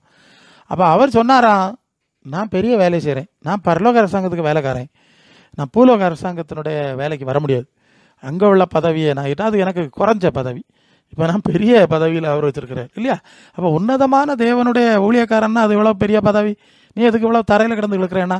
நீ உன்னதமான தேவனுடைய ஊழியக்காரன் கிடையாதுப்பா, நீ இயேசுவின் ஐக்கியத்தில் இல்லைப்பா, நீ இயேசுவின் சீஷத்துவத்தில் இல்லைப்பா. அதனால இல்லையா அங்கே போய் டோர்மேட் மாதிரி தரையில் கிடந்து இழுக்கிற? நீ அந்த எல்லையில் இருந்தால் நான் ஊழியக்காரன், அதில் இருப்பாய், செய்ய வேண்டிய எல்லைக்குள்ளே செஞ்சுட்டு நீ போயிட்டே இருப்பாய். அவர்கள் உன்னை கனம் பண்ணுவார். ஆதி திருச்சபை காலத்தில் சொத்தெல்லாம் விற்று அப்போஸ்தலருடைய பாதத்தில் வச்சாங்க. ஏன் பாதத்தில் வச்சாங்க? அவ்வளோ பயம் இருந்து அவங்கள அதை எடுக்கலை. அவங்க சொல்கிறாங்க, இதெல்லாம் எங்களுக்கு இந்த பணம் பங்கு வச்சுட்டு இருக்குது, இதெல்லாம் எங்களுக்கு பட்டுவாடாச்சு, இது முடியாது, 7 பேரை தெரிஞ்செடு, நீங்களே எல்லாம் எடுத்து கணக்கு பார்த்துப்பா, அவங்களுக்கு நாங்கள் ஜெபம் பண்ணுவோம், வேத வசனத்தை பேசுவோம், போயிட்டே இருப்போம். கையில் காசு எடுக்கலை. எருசலேமுக்கு போகும்போது வெள்ளியமான என்னிடத்துல இல்லை, என்னிடத்துல இருக்குது தர்றேங்கிறார் பேதுருவும் யோவானும். எப்படி இருந்திருப்பாங்க? அவன் தேவனுடைய ஊழியக்காரன், அவன் அப்போஸ்தலன், உனக்கிட்ட அதிகாரம் இருக்குது, வல்லமை இருக்குது. ஆண்டவர் என்ன தீர்க்கதரிசினா அந்த ஸ்தானத்தில் ஒன்றா இருக்க முடியலையே, நீ எதுக்கு இவ்வளவு வளைஞ்சு கிழிஞ்சு போகிற? நீ அப்படி தேவ அதிகாரம் பற்றவன் இருக்க இடத்துல அமைதியாக உட்காருவான், அவனை தேடி மற்றவங்க வருவாங்க. நீங்கள் உலகத்தில் கூட பார்த்தீங்கன்னா இங்கே சாமி மாறன்லாம் பல பிரபலமானவங்க உண்டு. அவர் உயரம் இருப்பார், இவரெல்லாம் கீழே இருப்பான், பார்த்துருக்கீங்களா? தரையில் இருப்பான். தாழ்த்தப்பட்ட ஜாதிக்காரன் தூரம் இருப்பான், அந்த ஒரு கிட்ட கூட தொடமாட்டான். அவன் அங்கே வெளியே நிற்கிறான் ஒரு கூட்டம், இன்னொரு கூட்டம் போய் பெரிய கோடீஸ்வரனாக இருப்பான், தரையில் கையை கட்டி உட்காந்துருக்கிறான். அவனுக்கு உயரமாக ஒரு ஆசனம் போட்டு அவர் காவி கட்டிட்டு சாதாரண அவன் இத்தனைக்கு அவன் கோட்டுக்கு விட மாட்டான், டை கட்ட மாட்டான், இவன மாதிரி டை அடிக்க மாட்டான், ஒன்றுமே பண்ண மாட்டான். அவன் இன்னொரு சூழ்நிலையில் இருக்கிறான், இன்னொரு நம்பிக்கையில் இருக்கிறான், அது இன்னொரு ஆவிங்கிறான். இவனுக்கு பரலோகத்தில் ஆவி வந்தவன் டை அடிச்சுட்டு வர்றான், கோட்டை போட்டு வர்றான், ஜனங்களை ஏமாத்துறான், பதவியை தனக்கு ஸ்தானம் தானே தேடிக்கிறான் மதிக்கணும்னு. அவன் சட்டையும் போடாமல் காவியும் கட்டிக்கிட்டு அந்த அவருக்கு வேஷம் தான் உங்களுக்கு தெரியும் எப்படி இருக்கான், எல்லாரும் தூக்கிட்டு ஒரு பெரிய ஆசனத்தில் இவெல்லாம் தரையில் உட்காந்துருக்கான். அவன்கிட்ட இருக்க அதிகாரம் உனட்ட இல்லைடா, நீ யாரடா ஏமாத்துறா? நீ தேவனுடைய அன்னைக்கு அப்போஸ்தலர் இருந்தாங்க, அவங்க இருக்க இடத்துல இருந்தாங்க, சொன்னாங்க, நடந்தது, பாதத்தில் சொத்துக்களை ஒத்துக்கொண்டு காலில் வச்சுருக்காங்க, அதே தொடாமல் போயிருக்காங்க. இப்போ எப்படி இருக்கிறான்? இயேசுவின் சீசன் அப்படி இருப்பான், இயேசு எப்படி நடந்தாரோ அப்படி தான் நடப்பான். அவர் கிழிஞ்சு போகலன்னா இயேசுவின் சீசனும் கிழிஞ்சு போக மாட்டான். இவன்லாம் கிளியிறான்னா இவன் வேற இடத்துல கிடக்கிறான், வழி இல்லை, வைத்த பிழைப்புக்காக வேண்டி நாடகம் நடத்துகிறான். இவனுக்கு தான் தேவனோடு ஐக்கியம் இல்லை, வரவில்லை. புரிஞ்சிருப்பீங்கன்னு நினைக்கிறேன். ஆகவே மனுஷரின் புகழ்ச்சிகளை நான் விரும்பக்கூடாது. எல்லாராலும் இயேசு நாமத்தில் பாய்க்கப்படுகிற சூழ்நிலை வரும். நம் இயேசுவின் சீஷத்துவத்தில் நிலைத்திருக்க வேண்டும். அதனுடைய சிறப்பு தன்மை மேன்மைகளை குறித்து நாம் சிந்தித்திருக்கிறோம். இந்த அனுபவத்திலே நாம் தொடர்ந்து சீர்படும்படி, சரிப்படும்படி, வளரும்படி, நடக்கும்படி, அதன் நன்மைகளை பெற்றுக்கொள்ளும்படி தேவன் தொடர்ந்து நம்மை ஆசீர்வதித்து நடத்துவாராக. ஆமென்.